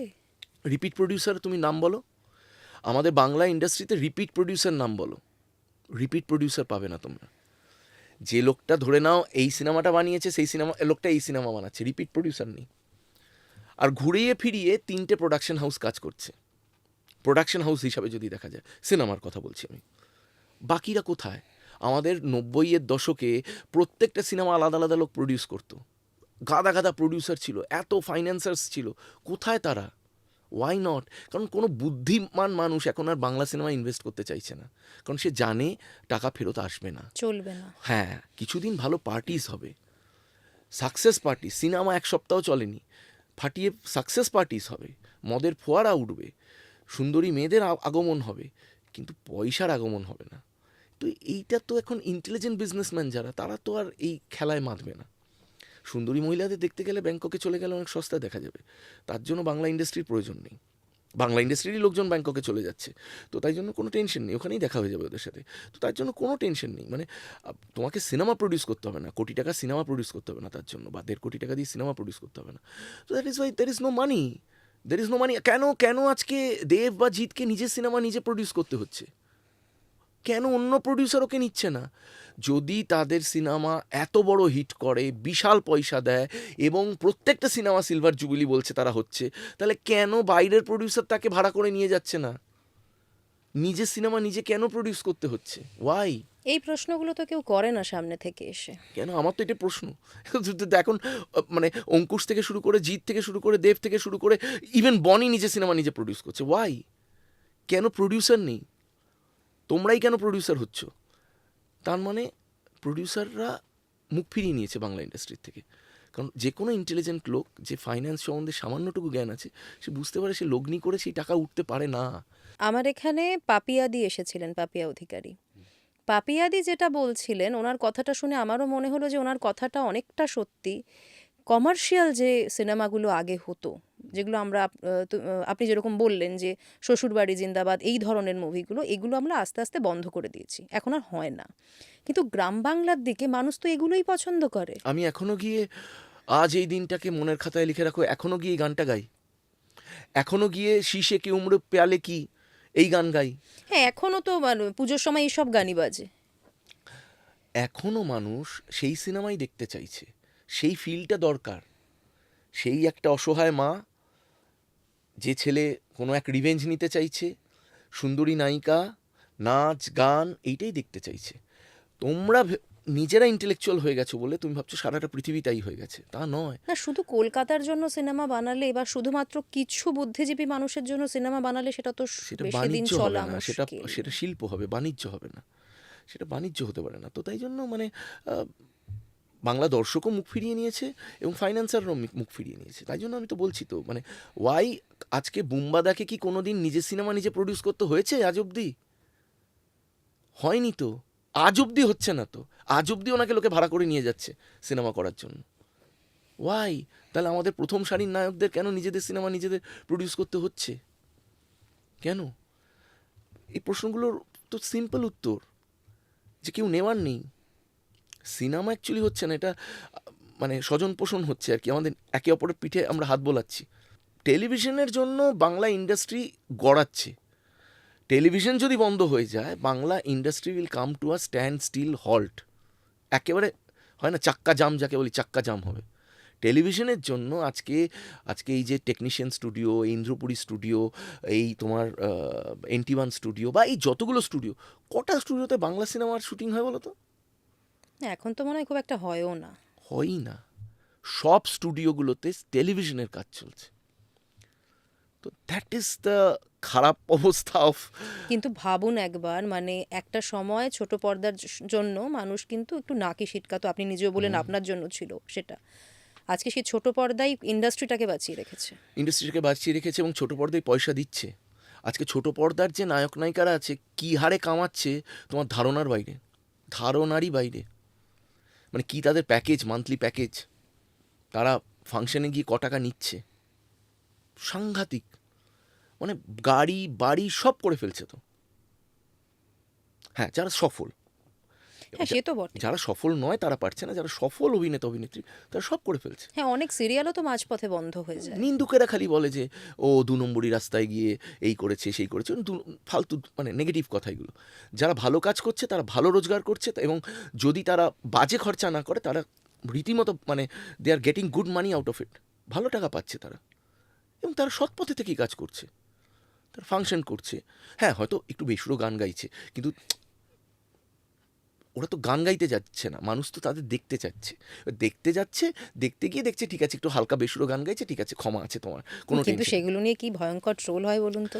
কিন্তু বিশ্বাস করো, ট্রোলটা কিন্তু ইন্টারনেটে হয়, ময়দানে নয়। যেখানে গানটা গাইছে সেখানে কিন্তু লোকে হাততালি দিয়েই শুনছে, পাগলের মতো তাকে ভালোবাসা দিচ্ছে, ছবি তোলার জন্য পাগল হয়ে আছে লোকে, পুলিশ সামলাতে পারছে না ক্রাউডকে। তো সেইটা তো নিন্দুকেরা নিন্দা করবে, আর নেগেটিভ মানুষরা তো নেগেটিভ কথা বলার জন্যই আছে। এবং মানে এখন আমাদের যে মানে ইন্টারনেটের দুনিয়া, মানে আমাদের এই যে মানে ডিজিটাল জগৎ যেটা, সেটা তো ডিপ্রেসড লোকেদের দিয়েই ভর্তি। সবাই নিজের ফ্রাস্ট্রেশন আর ডিপ্রেশন ওখানে বার করে। কমেন্টে এসে বের করে। এই তোমারই কমেন্টে বলবে যে বড় বড় কথা বলছে। এখন কি না বলবো, না, হয় যারা এটা। করার তারা সব করে যাচ্ছে, যারা বলার তারা বলেই যাচ্ছে। আবার যাদের ভালো কথা বলা, তারা সেটা এসে আশীর্বাদ অব্দি করে যান, এমন একদম। অনেকে আছেন। হ্যাঁ, তো আমি তো বললাম তো, আমি তো মানে এখনকার নিউ জেনারেশন আর্টিস্টদেরকে কুর্নিশ জানিয়ে বলছি, কি খাটান খাটছে ভাবতে পারো না। 14 ঘন্টা রেগুলার কাজ করা, রেগুলার নায়ক নায়িকা যারা করছে, কি সাংঘাতিক খাটনি। আমি তো একটা সিরিয়ালের নায়কের কাজ করে বুঝলাম কি খাটনি। মাই গড, 14 ঘন্টা সেই চলে যেতাম 9:30, বাড়ি ফিরছি 10:30, 11টায়। পুরো সময়টা নাচ গান অভিনয় সব কিছু করতে হচ্ছে তো। মানে যেই দিন তুমি নাচছো, সিনেমায় কি হয়, যেদিন নাচের সিন থাকে সেদিন আর অন্য সিন অন্য থাকে না। কিছু থাকে না। যেদিন তুমি নাচছো সেদিনই কাঁদছো, সেদিনই বাপের মৃত্যুর দিন হচ্ছে কি মায়ের মৃত্যুর দিন হচ্ছে, সে কান্নাকাটি করছো, সে তার আগেই হয়তো নাচের সিন করেছো তুমি। তো নাচ করছো, অভিনয় করছো, উম, তোমার ডায়লগ মুখস্থ রাখতে হচ্ছে পাতাকে পাতা, সব কিছু করে 14 ঘন্টা কাজ করছে তারা। তো দে আর ওয়ার্কিং, ভালো কাজ করছে তারা, মানে খাটিয়ে ছেলে মেয়ে। এবারে হ্যাঁ, এদের মধ্যে যারা ফাঁকিবাজ তারা হারিয়ে যাচ্ছে, যারা সিরিয়াস তারা রয়ে যাচ্ছে। একটা কমপ্লেন সবাই করেন যারা সিনিয়র আর্টিস্টরা আসেন আমার এখানে, যে এখনকার যে জেনারেশন তারা কিছু শিখতে চায় না বড়দের কাছ থেকে। এটা কি সত্যি? আপনার কি মনে হয়? আমি তো সিনিয়র নই, তাই জন্য এটা ঠিক বলতে পারবো না। আমি জুনিয়রদের দলেতেই সবসময় ভিড়ে থাকি আর কি। মানে হয় না, মানে শিং ভেঙে সবসময় জুনিয়রদের দলেই থাকি। তাহলে তো আমার বয়স ভীষণ কম, আমি এবার থেকে এটাই বলবো। হ্যাঁ, না আমার আমার না, আমার কিন্তু যদি স্যারের বয়স না বাড়ে আ- তাহলে আম- আমার বয়স বাড়বে কি আমার করে? আমার কিন্তু বন্ধুত্ব বলো, আমার যা ইয়ার্কি ফাজলামি চ্যাংরামি বা আমার মেকআপ রুম বলো, সবই বাচ্চাদের দিয়ে ভর্তি। মানে আমি আমি বড়দের সাথে মিশি না খুব একটা। বড়দের সাথে মিশলেই বিপদ।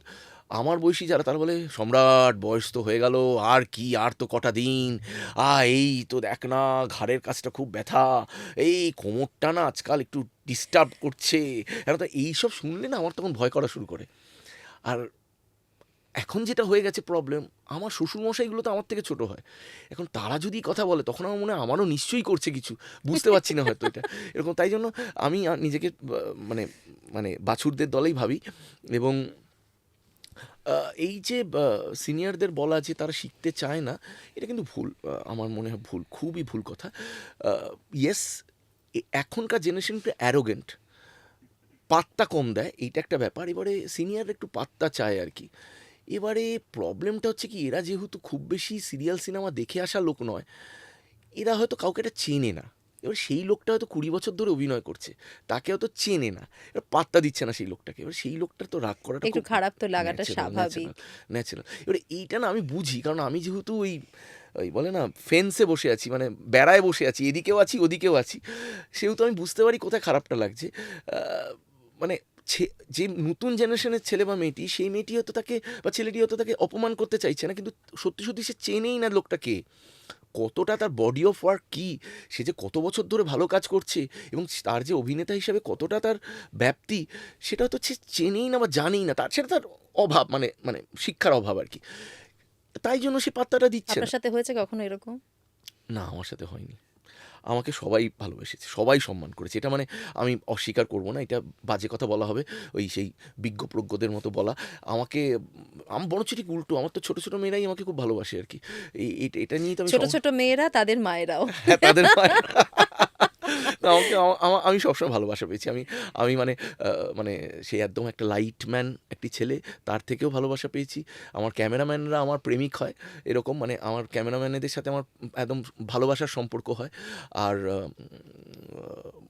ডিরেক্টর বলো বা আনুষঙ্গিক আর্টিস্ট বলো, সবার সাথে আমার খুব ভালো সম্পর্ক। মানে আমার সাথে ঝগড়া লাগে না, কারণ আমি আমি আবার একটুখানি কি বলবো, মানে নিজের তালে থাকি তো। কারণ আমার দেখো ইনস্টিটিউট চালাতে হয়, তো আমি বসে যে খুব বেশি পিএনপিসি করবো সেই সময়টা পাই না।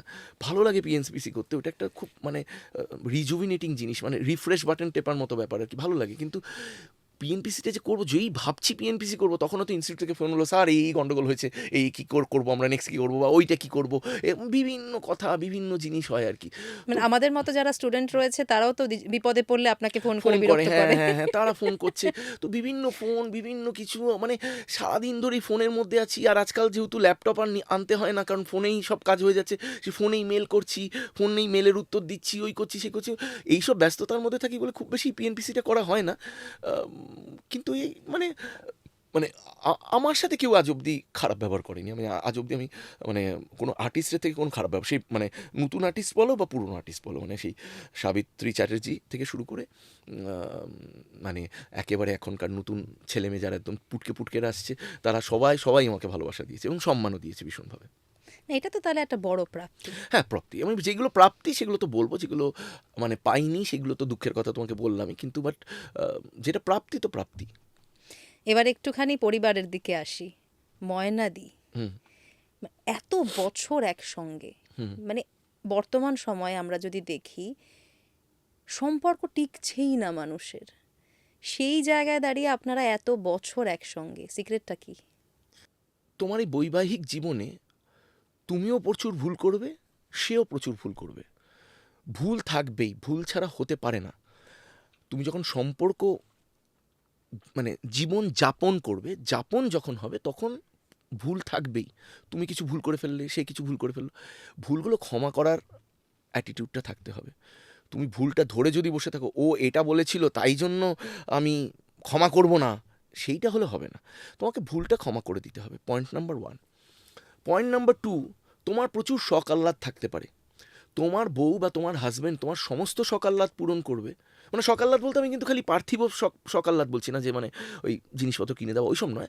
আমি বলছি ধরো ধরো আমার আমার ইচ্ছা বউ আমাকে পায়েস করে খাওয়াক আমার জন্মদিনে, সে খাওয়ালো না, তার মানে তুমি সেন্টু খেয়ে গেলে। খাওয়ালো না তার মানে ভালোবাসে না আমাকে, তার মানে নিশ্চয়ই অন্য কোথাও চক্কর চলছে তার, এটা ভাবলে চলবে না। তার মনে হয়নি, সে খাওয়ায়নি, ব্যাস, গল্প শেষ। তাই এই যে সেন্টু খাওয়া, কথায় কথায় সেন্টু খেয়ে যাওয়া, হতেই পারে যে তোমার যা এক্সপেকটেশন আছে হাজব্যান্ডের থেকে বা তোমার ওয়াইফের থেকে সেইটা হলো না, তো তার জন্য একটা ভেঙে পড়া বা ওইটাকে মনের মধ্যে পাকিয়ে রাখা, এইটা করলে চলবে না। You have to move on with life. তোমাকে ভাবতে হবে যে ঠিক আছে ও করেনি, পরের বার করবে, এই ভেবে মানে হয় না, মানে হ্যাপি গো লাকি থাকতে হবে। তো এইটা। আর হচ্ছে আমার মনে হয় মানে একে অপরের কথা শোনা। ধরো কথা শোনা বলতে যে ময়না আমার কিন্তু প্রত্যেকটা কথা শুনেছে, মানে বড় বড় ডিসিশনস এগুলো শুনেছে। আমি যখন স্ট্রাগল করছিলাম তখন ময়না প্রেগনেন্ট হয়, এবং আমি তখন বলেছিলাম যে এই মুহূর্তে কিন্তু সন্তানাদি এলে কিন্তু বিপদ হবে, কারণ আমরা যে স্পিডে এগোতে চাইছি সেই স্পিডটা কমে যাবে কিন্তু। তো আমার কথা শুনেছিল, we went for an abortion. তো এই করে আর কি মানে অনেক দেরিতে আমাদের এই জন্য সন্তান। হ্যাঁ, সেটা তো আমি হ্যাঁ, জানি। তো আমি বলেছিলাম যে দেখো সন্তান জন্ম দেওয়াটা কোনো কৃতিত্ব নয়। কুকুর, বেড়াল, ছাগল সবার সন্তান হয়, মানুষেরও হয়। কৃতিত্ব হচ্ছে যখন তুমি সেই সন্তানকে সঠিক এডুকেশন, সঠিক কালচার, সঠিক পরিবেশ, সঠিক সব কিছু দিতে পারবে। সেইটা হচ্ছে অ্যাকচুয়াল দ্য টাইম যখন তুমি সন্তান তোমার পরিবারে নিয়ে আসা উচিত। রেডি না হয়ে আনাটা তো খুব অন্যায় কথা। অন্যায়, তুমি বাচ্চাটার প্রতি অন্যায় করছো। বাচ্চাটা তো কোনো দোষ করেনি। তুমি তোমার আনন্দের জন্য, তোমার ফুর্তির জন্য বা তোমার টাইম পাসের জন্য বাচ্চাটাকে নিয়ে আসছো। আমি তো এখন আমার বাচ্চারা প্রায় 7 কি 8 বছর বয়স, আমি তো বুঝতে পারছি ওরা তো দুর্ধর্ষ একটা টাইম পাস, ভীষণ আনন্দের একটা জিনিস। ওদের সাথে খেলা করছি, ক্রিকেট খেলছি, ওই করছি, ওরা এসে একটা কোনো এক্সাইটিং জিনিস শোনাচ্ছে, এটা টাইম পাস, আর তো এক্সট্রা কিছু নয়। এখন আমরা তো নিশ্চয়ই এখন বুড়াপ্পে কা সাথী, ওরা গিয়ে আমার লাঠি হবে একদিন গিয়ে, এই ভেবে আমি তো মানে এখন সন্তান আনিনি পৃথিবীতে আনে। পৃথিবীতে। হ্যাঁ, তো আমার আমার মনে হয় যে মানে আনলেস অ্যান্ড আনটিল তুমি পুরোটা সক্ষম বা একদম তুমি কমফোর্টেবল যে ইয়েস এখন আমি একজন সন্তান আনতে পারি পৃথিবীতে, ততক্ষণ অবধি আনা উচিত নয়। তো সেইটা ময়না আমার কথা শুনেছে, শুনেছে এবং মানে যেইগুলো আমি বলেছি ইনভেস্টমেন্টের কথা, যে আমি বলেছিলাম যে শুরুর দিকে বলেছিলাম যে দেখো আমরা ইনস্টিটিউটটাকে বড় করতে চাইছি, এবং আমার স্বপ্ন ছিল যে এই যে ছেলে মেয়েদেরকে কান ধরে বাবা মারা জবরদস্তি এই পড়রে সেই পড়রে, ডাক্তার হওয়ারে, ইঞ্জিনিয়ার হওয়ারে, ব্যাংক ম্যানেজার হওয়ারে, টিচার হওয়ারে, এই কতগুলো তথাকথিত প্রফেশনের বাইরে ভেবে উঠতে পারছে না, সেটা যদি আমাদের ইনস্টিটিউটটা এত বড় জায়গায় যদি নিয়ে যেতে পারি যে আমরা এই কোর্সটাকে একটা গ্র্যাজুয়েশন লেভেলের কোর্স যদি করতে পারি, এবং যেই সব ছেলেমেয়েরা একটু অন্যরকম স্বপ্ন দেখছে তাদের জন্য যদি একটা প্ল্যাটফর্ম করতে পারি, তাহলে কি ভালো হয়, যেটা আমরা পাইনি। তো সেই ইনস্টিটিউটটাকে যদি ওই জায়গাটা নিয়ে যেতে হয়, উই নিড মোর ফাইন্যান্স, আরও টাকা দরকার। এবং আমি কারো থেকে টাকা নিইনি, কোনো ধার নিইনি, কিছু নিইনি, বা কোনো বড় হোতার থেকে কোনো যে আমার হেল্প পেয়েছি তা নয়। সেই জায়গা থেকে দাঁড়িয়ে ও পুরোটাই শুনেছে, ফাইন্যান্সের কথাটাও আমার পুরোটা শুনেছে। তো মানে ময়নার কি আমার পাশে ছিল সব সময়, ইন থিক অ্যান্ড থিন, মানে খারাপ সময় ভালো সময় দুটো সময় আমার পাশে ছিল সব সময়। এবং আমি যখন কিছু ছিলাম না তখনও আমার পাশে ছিল, এবং এখন যখন কিছুটা এগোতে পেরেছি জীবনে তখনও আমার পাশেই আছে। তো এইটা হচ্ছে ব্যাপার। এবারে এবারে ঝগড়া কি হবে না? ডেফিনেটলি ঝগড়া হবে। ঝগড়া যদি, প্রত্যেকটা রিলেশনে আর হয়। ঝগড়া না হলে কিন্তু বিপদ। মানে আমি বলি যে যেই দম্পতিদের লাইফে কোনো ঝগড়া নেই, তার মানে বুঝবে আন্ডারস্ট্যান্ডিংয়ে চলে এসেছে, হিজ হুজ হুজ। তুমি তোমার মতো থাকো, সাইলেন্ট ডিভোর্স। হ্যাঁ, তুমি তোমার মতো থাকো, আমি আমার মতো থাকি। ঝগড়া হবেই, ঝগড়া হওয়াটা খুব ন্যাচারাল। এবং তুমি যাকে ভালোবাসো তার সাথেই তো ঝগড়া করবে। তুমি নিশ্চয়ই পাশের বাড়ির লোকের সাথে গিয়ে হঠাৎ করে টিং টং বেল বাজিয়ে দাদা ঝগড়া করতে এসেছি বলে ঝগড়া করবে না। নিজেদের আপন লোকেদের সাথেই ঝগড়া হয়। তো দ্যাট ইজ ওয়াই ঝগড়া হবেই, কিন্তু সেই ঝগড়াটা না পরের দিন সকাল অবধি যাতে না থাকে, এটাই আমি সবসময় চাই। আমি সবসময় চেষ্টা করি যে পরের দিন সকালবেলায় গিয়ে কথা বলে নেওয়া, ধরো ঝগড়া হলো, পরের দিন সকালবেলায় নর্মালি কথা বলা, এটা চেষ্টা করি আর কি। আর 24 বছর পর দেখো মানুষ ভাই বোন হয়ে যায়, আর কোনো স্বামী স্ত্রীর সম্পর্ক থাকে না। আর যদি 24 বছর পরও স্বামী স্ত্রীর সম্পর্ক থাকে তাহলে ইউর টু হর্নি, মানে মানে তাহলে আপনার মানে গন্ডগোল আছে অন্য জায়গায় আর কি। মানে 24 বছর পরও সাংঘাতিকভাবে মানে রোমান্টিক হয়ে সারাদিন ধরে চোখে চোখ তাকিয়ে আছো, তাহলে বিপদ। ও 24 বছরের মাথায় গিয়ে মানুষ ভাই বোন হয়ে যায়, এবং এইটাই হচ্ছে সংসার ধর্মের নিয়ম। মানে কথাটা শুনতে হয়তো কমেডি লাগছে বা আনন্দ মানে মজার লাগছে বা হাসির লাগছে, কিন্তু এইটাই নিয়ম। তুমি তোমার বাবা মাকে জিজ্ঞেস করলেও দেখবে যে তারা কিন্তু ভাই বোনই হয়ে গেছে। এখন আমরা বাড়ি আসার সময় কি কোনো ওষুধ নিয়ে আসতে হবে? আচ্ছা ওই ওষুধের দোকানটা বন্ধ, এটা নিয়ে আসতে হবে। পাটা ব্যথা করছে কি এই হবে? এই তোমার অ্যালার্জি হয়েছে তাহলে কোন ডাক্তারকে দেখানো হবে? দিস ইজ সম্পর্ক। রেসপন্সিবিলিটি। রেসপন্সিবিলিটি হয় একে অপরের পাশে দাঁড়ানো। এখন আর ভ্যালেন্টাইন্স ডেতে হাতে গোলাপ নিয়ে গেলাম হবে, অবশ্য আমার বউকে যদি এখন হাতে গোলাপ নিয়ে যে বউ শিওর সন্দেহ করবে আমার কোনো অ্যাফেয়ার চলছে আর কি। কারণ গোলাপটা অন্য কেউ দিয়েছে, ওই গোলাপটাই তাকে পাস করে দিচ্ছে, এটা ভাববে আর কি আমার বউ। কারণ মানে এখন আর আমার মনে হয় না আমার ওই আমাদের মানে আমার নয়, আমাদের ওই ফেজে থাকে। এবং আমি সবসময় একটা কথা বলি যে প্রেম ভালোবাসা হচ্ছে অনেকটা গঙ্গার মতো। গঙ্গা নদী যখন প্রথম গঙ্গোত্রীতে বেরোয় তখন দেখবে পাথরের সাথে ধাক্কা খাচ্ছে, ছিট করছে, ফ্যানা চারিদিকে, সাংঘাতিক একটা এনার্জি জলের মধ্যে। সেই গঙ্গাই যখন বেনারসে আসে তখন দেখবে তার প্রবাহটা অনেক কমে এসেছে, তার স্রোতটা অনেক কমে এসেছে, কিন্তু চলছে। এবং সেই গঙ্গাই যখন মোহনায় গিয়ে পৌঁছায় মনে হয় যেন চলছেই না, একই জায়গায় দাঁড়িয়েছে। শান্ত। কিন্তু পরন্তু বাট তার গভীরতাটা কিন্তু তখন বিশাল। শুরুর দিকে গভীরতাটা কম, মাঝখানে গভীরতাটা মাঝারি, শেষে গিয়ে গভীরতাটা বিশাল। কিন্তু ওই উথাল পাথালটা কমে গেছে। তো উথাল পাথাল কমে যাওয়া মানে প্রেম কমে গেছে তা কিন্তু নয়। প্রেম আছে, তুমি একে অপরের জন্য সাংঘাতিকভাবে ব্যাকুল বা হয়ে আছো, কিন্তু বাট মানে ওই পাগলামিটা কম। এটাই তো স্বাভাবিক, মানে আমারও বিয়ে 10 বছর হয়ে গেল, আই ক্যান ফিল ইট, এটা তো তুমি কি স্বাভাবিক। এখনো ভাই বোন হয়ে গেছো? না, কিন্তু এই ব্যালেন্সটা, এই যে শান্ত হয়ে যাওয়াটা, একদমই এবং ঝগড়াগুলোর প্যাটার্নও চেঞ্জ হয়ে যায় সময়ের সঙ্গে। একদম একদম একদম ঝগড়ার কন্টেন্ট চেঞ্জ হয়ে যায়। হ্যাঁ, মানে পুরো কন্টেন্টটাই চেঞ্জ হয়ে যায়। মানে ওই আনন্যাচারাল এক্সপেকটেশন গুলোও কমতে শুরু করে। হ্যাঁ, এখন ঝগড়া সন্তানকে নিয়ে, মা বাবাকে নিয়ে, কি ঝামেলা করছে ওরা এই সমস্ত নিয়ে। কন্টেন্ট বদলে যায়, ঝগড়ার কন্টেন্ট বদলে যায়। Right right right right. কিন্তু এই এত সুন্দর সবকিছুর মধ্যে হঠাৎ করে আপনাদের ডিভোর্স হয়ে যাবে, এরম একটা গুজব কেন বেরোলো বাইরে? খুব মানে চাইল্ডিশ ব্যাপার আর কি। আমার একজন ছাত্র আছে, সেও তোমাদের মতোই এবং সাংবাদিকতায় আছে। সেই ছেলেটি আমাদের এতে এসেছিল, সরস্বতী পুজোতে এসেছিল। তো সেখানে প্রত্যেক বছরই ময়না আসে, তো সেই বছর ময়না আসতে পারেনি, ছেলেদের শরীর খারাপ ছিল বলে। এইবারে যেহেতু আসতে পারেনি, সে সে নিজের থেকে ধরে নিল যে বোধহয় ডিভোর্স হবে বলে আসেনি আর কি। এবং সেটা নিয়ে নিউজও হয়ে গেল। হ্যাঁ ভাবো, মানে নিউজের এত অভাব, আমি সেটাই ভাবি, নিউজের এত অভাব, মানে কি নিউজ হবে লোকে খুঁজে পাচ্ছে না এখন আর কি, তার জন্য এইসব নিয়ে নিউজ করে আর কি লোকে। কিন্তু যাই হোক, মানে কোনো তথ্য ছাড়া, কোনো প্রপার আমাদের সাথে কথা বলা ছাড়া এরকম একটা নিউজ করলো। তো ভেবেছিলাম ছেলেটাকে ধরে রাম কেলানি দেবো রাস্তায়, কারণ আমি একদম সালমান খান এই বিষয়ে আর কি, মানে পেহলে লাত ফির বাত ফির মুলাকাত। তার জন্য আমার অনেক থানায় অনেক কেসও আছে, মারধর দেওয়ার জন্য লোককে। ভেবেছিলাম মার লাগাবো, তারপরে ভাবলাম ছাত্র তো ভুল করেছে, ছেলেটা এক্সাইটেড হয়ে ভেবেছে কিছু একটা ভালো নিউজ দেবো আর কি। কিন্তু কি অদ্ভুত না, মানে নিজের টিচারের সম্বন্ধে এবং এরকম একটা আনন্যাচারাল নিউজ করার কোনো মানে হয়? মানে মানে এতটা আনগ্রেটফুল মানুষ কিভাবে হয়? হুম হুম হুম। মানে এটা আমার প্রশ্ন। না, আমার আমার অ্যাকচুয়ালি আমার যেটা মনে হয়েছে, সবসময় যেটা মনে হয় সেটা হচ্ছে যে মানুষের না একটু রেসপন্সিবল হওয়া উচিত। যখন তুমি যে প্রফেশনে আছো, তুমি ধরো এমন একটা প্রফেশন আছো, তোমার প্রফেশনটা কি না, সাংবাদিকতা। সাংবাদিকতা মানে হচ্ছে you have to be responsible. এবারে এতই রেসপন্সিবল একটা মানুষ ফট করে একটা এত বড় কথা লিখে দিতে পারে? একবার আমাকে জিজ্ঞেস করলে হতো না যে সম্রাটদা, বা স্যার বললে আমাকে, স্যার এরকম কিছু গন্ডগোল আছে কি, তাহলে আমি কি এমন একটা নিউজ করছি। তো এবং কি করলো চালাকিটা, নিজের নিজের পোর্টালে কিন্তু নিউজটা করলো না, ও অন্যকে দিয়ে করালো নিউজটা, যাতে ওর পিঠটা বেঁচে যায় আর কি, চামড়াটা বেঁচে যায়। কিন্তু আমি তো যা হয়, মানে আমি তো ওর টিচার, ও তো আমার টিচার নয়। আমি তো বুঝতে পারলাম যে মানে কে করেছে। তারপরে বই বললাম, অনেক দিন রেগেছিলাম, তারপরে ময়নাদির রিয়াকশন কি ছিল? ভ্যাবাচাকা খেয়ে গেছে তো, ঘাবড়ে গেছে। বললো যে তোমার কি কোথাও কিছু চলছে নাকি? আমি বললাম যে না, চললেও আমি স্মার্ট এনাফ তোমাকে জানতে দেবো না, কিন্তু মানে এখন তো আপাতত চলছে না।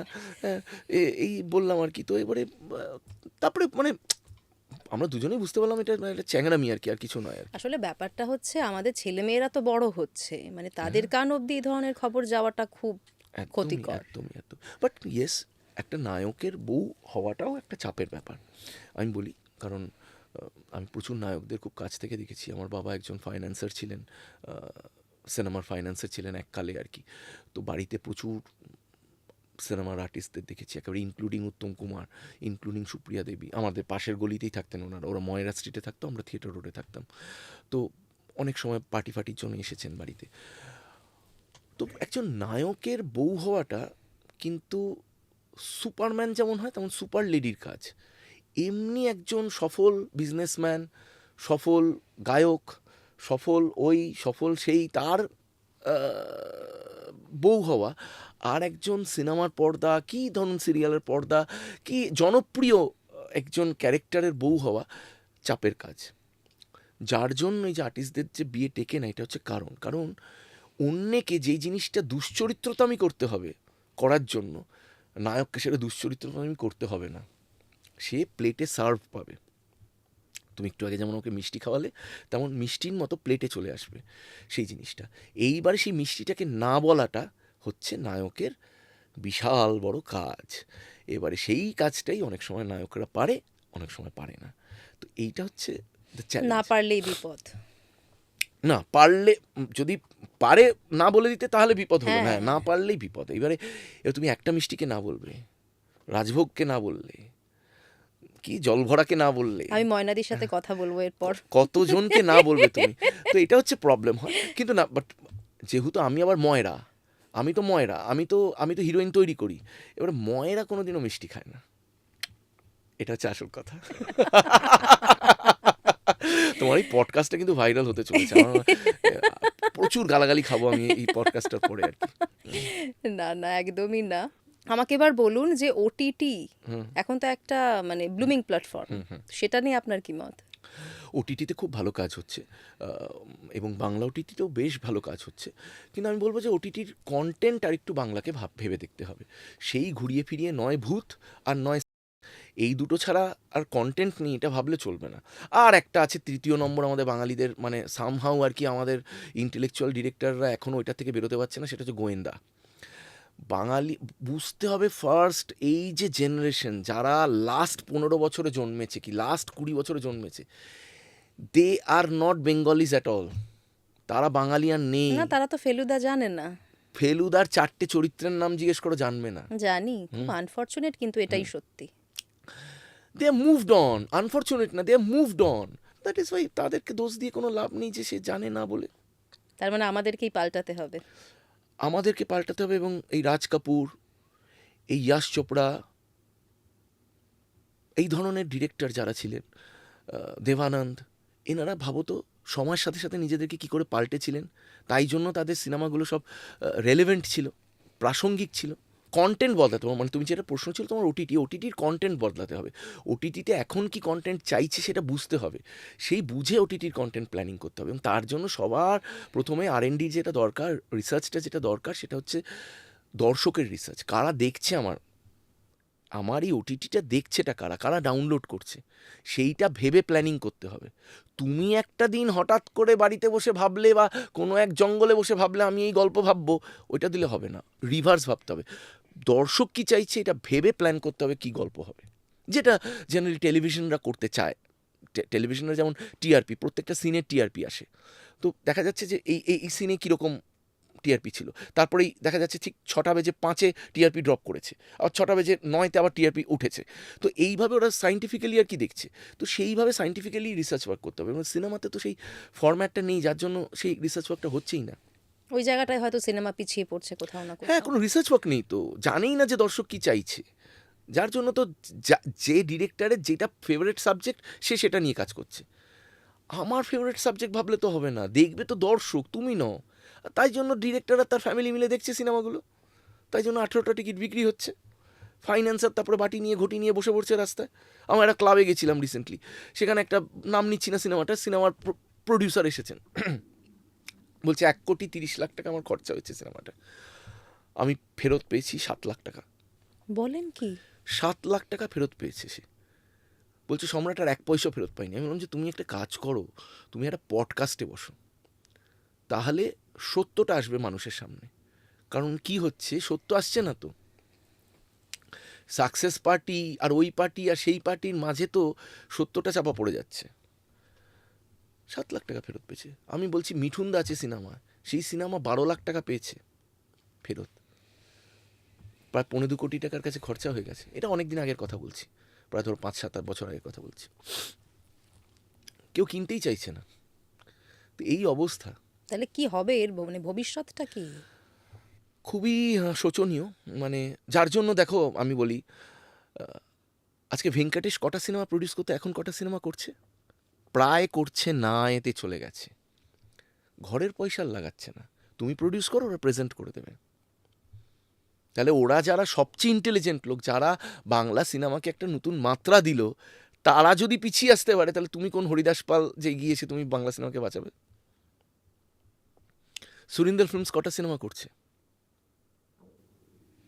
আমরাও কিন্তু আমাদের কলেজের টাইমেও দেখেছি, প্রচুর মুভি আসতে দেখেছি ওই ঠিক কি সময়। না? তো এখন কোথায় সে, তারা সবাই পিছপা। আমি একজন নামকরা প্রডিউসারের সাথে কোলাবোরেশনে ভেবেছিলাম সিনেমা করব, আমাদের আমাদের ইনস্টিটিউটের তরফ থেকে যদি আমরা একটা সিনেমা তৈরি করতে চাই। আমাকে সে ক্লিয়ারলি বললো, সম্রাট मैं तेरा बहुत बढ़िया दोस्त हूँ, इसीलिए मैं तुझे कभी ये रिकमेंड नहीं करूँगा कि तू पिक्चर करे, तू अगर करना चाहता है, प्रोडक्शन में आना चाहता है, तो टेलीविजन कर। আমাকে হিন্দিতে বলল, একজন নন বেঙ্গলি প্রডিউসার, নাম নিচ্ছি না তার। সে আমাকে মুখের ওপর বললো যে আমাদের এই সিনেমাগুলো যেগুলো দেখছি, সেই পোস্টারগুলো ঝোলানো, এগুলো হচ্ছে হাতির দাঁত। একটা প্রোডাকশন হাউসকে বছরে 2 কি 3টে সিনেমা করতে হয়। এই হচ্ছে the original scenario of cinema. আপনার একটা স্পিরিচুয়াল সাইড আমরা রিসেন্টলি দেখতে পেলাম, এর আগে খুব একটা দেখতে পাওয়া যায়নি। মন্দির তৈরি করলেন হঠাৎ, কি ব্যাপার? অ্যাকচুয়ালি এইটা না আমার অনেক ছোটোবেলাকার একটা সাইট। আমি ছোটোবেলায় পুতুল নিয়ে খেলতাম, আর সেই পুতুলগুলো ছিল না, মানে কোনো পুতুল ছিল না, সেটা ছিল হচ্ছে কোনো শিবের মূর্তি, কোনো গণেশের মূর্তি, কোনো হনুমানজির মূর্তি, কোনো শিবলিঙ্গ, কোনো এইগুলো ছিল আর কি। এইটা ছিল আমার পুতুল। আম, তো ছোটোবেলায় এই অভ্যাসটা ছিল, পুজো পুজো খেলা করতাম আমি। তারপরে এবং I was very very very মানে মানে মানে ভগবান বিশ্বাসী একটা মানুষ ছিলাম, ভগবানে বিশ্বাসী। 2007-এ এমন একটা ঘটনা ঘটে আমার সাথে, তারপরে আমার ভগবানের উপর থেকে একদম বিশ্বাস উঠে গেছিল, এবং দীর্ঘ ধরে নিতে পারো প্রায় টিল 2018 কি 19 অবধি আমার এই বিশ্বাসটা ছিল না। আমি টিপিক্যাল নাস্তিক হয়ে গেছিলাম, কোনো মন্দিরে যাইনি, কোনো পুজো আর্চা করিনি, কোনো ভক্তি ছিল না মনে। আমি খালি জেনেছিলাম যে কাজ করতে হবে, কাজ করলে ঠিক তুমি পাবে, নিজের জায়গা তৈরি জায়গা করতে। তৈরি করতে পারবে। এবং ঠিক তাই কিন্তু হয়েছিল। আমার কিন্তু তাই হয়েছিল, কারণ মানে আমি এই যে কত বছর ধরো, 2007 টু 2020, ধরো কত বছর হয়, 13 বছর। 13 বছর। এই 13 বছর আমি সত্যি কোনোদিনও কোনো মন্দিরে ঢুকিনি, কোনো পুজো আর্চা করিনি, কিচ্ছু করিনি। এবং এই 13 বছরই আমার উত্থান হয়েছে, কিন্তু এটাও কিন্তু অদ্ভুত ব্যাপার। এই 13 বছরেই আমি যা করেছি, আমার জীবনে যা অ্যাচিভমেন্টস আছে, আমার যতটুকু আমি অ্যাচিভমেন্ট করেছি, সব কিন্তু এই 13 বছরই করেছি। তারপর সামহাউ অদ্ভুতভাবে আমার মধ্যে একটা স্পিরিচুয়াল ব্যাপার তৈরি হতে শুরু করলো। আমি কিন্তু চাইছিলাম না কোনোভাবে, আমি কিন্তু কোনো যে একটা বিশাল কোনো ঘটনা ঘটেছে তারপর আমি হঠাৎ করে চেঞ্জ হয়ে গেলাম, তা নয়। হঠাৎ করে আমার মধ্যে না বিশ্বাস আসা শুরু করলো, এবং তার সাথে সাথে ওই শনির 7.5 শুরু হলো আমার। এবারে বিভিন্ন ঘটনা ঘটতে শুরু করলো আমার সাথে, যে ঘটনাগুলো ঘটার নয়, খুব আনপ্রেসিডেন্টেড, মানে আমার সাথে হওয়া উচিত নয়। আমার একটা গাড়ির অ্যাক্সিডেন্ট হলো। আমি গাড়ি 40 থেকে 50 কিলোমিটার পার আওয়ারে চালাই, ফাঁকা রাস্তাতেও। আমার তুমি বিশ্বাস করবে না, আমি গাড়ি শিখেছি অনেক বুড়ো বয়সে, অনেক এবং পরে। গাড়ি আপনার খুব প্রিয়, এটা তো আমিও হ্যাঁ, জানি। আমি আমি লাস্ট 2016-তে আমি গাড়ি চালানো শিখেছি, মানে ধরুন 10 বছর। আমার কিন্তু কোনো ইন্স্যুরেন্স নেই গাড়ির, মানে থার্ড পার্টি ইন্স্যুরেন্স আছে, ফার্স্ট পার্টি ইন্স্যুরেন্স নেই। কারণ আমার তো কোনোবারই ইন্স্যুরেন্স লাগে না। আমার কোনো অ্যাক্সিডেন্ট, আমার মানে গাড়িতে স্ক্র্যাচ অবধি নেই, মানে কোনোভাবে অ্যাক্সিডেন্ট হয় না। তো অ্যাক্সিডেন্ট হলো, এবং মানে মিডিয়া ট্রায়াল হলো, বিভিন্ন বড় বড় চ্যানেলরাও লিখে দিল আমার গাড়ি নাকি 90 কিলোমিটার/আওয়ারে চলছিল, আমার আমি নাকি মদ্যপ অবস্থায় ছিলাম। মজার জিনিস হচ্ছে, মানুষ কীরকম মানে সত্যিটা না জেনে বা কোনো রিপোর্ট যাচ না করে কীরকম করে সাংবাদিকতা করে দেখুন, দেখো, সেটা হচ্ছে আমার ফরেন্সিক রিপোর্টে আমার গাড়ির এলো আমার 52 কিলোমিটারের গাড়ি ছিল। রক্ত পরীক্ষা এলো, আই ওয়াজ অ্যাবসোলুটলি ক্লিন, আমি তো শুটিং থেকে ফিরছিলাম। কিন্তু যারা অ্যাক্সিডেন্ট হলো তাদের কিন্তু রক্ত পরীক্ষা করা হলো না, কারণ তারা বাইকে ছিল, তাদের 7 খুন মাফ যেহেতু তারা বাইকে আছে বলে। আর আমার কোনো খুন না করেও মাফ নয়, কারণ তো আমি গাড়িতে ছিলাম। আমার দোষটা কি? আমি 4 চাকায় ছিলাম, এবং 4 চাকার লোকেরই সব দোষ হবে।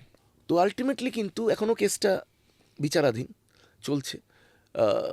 মজার জিনিস হচ্ছে এটাই, আমি তখন অবাক হলাম যে আমি আজ অবধি কোনো দিন অ্যাক্সিডেন্ট হয়নি, এবং আমি কিন্তু সোজাই চালাচ্ছিলাম, ছেলেটি ওভারটেক করে আমার গাড়ির সামনে এসে পড়েছে। তো দোষটা তো আমার নয়। এবারে তো এরকম ঘটনা ঘটতে শুরু করলো, আমার বাবা মারা গেলেন।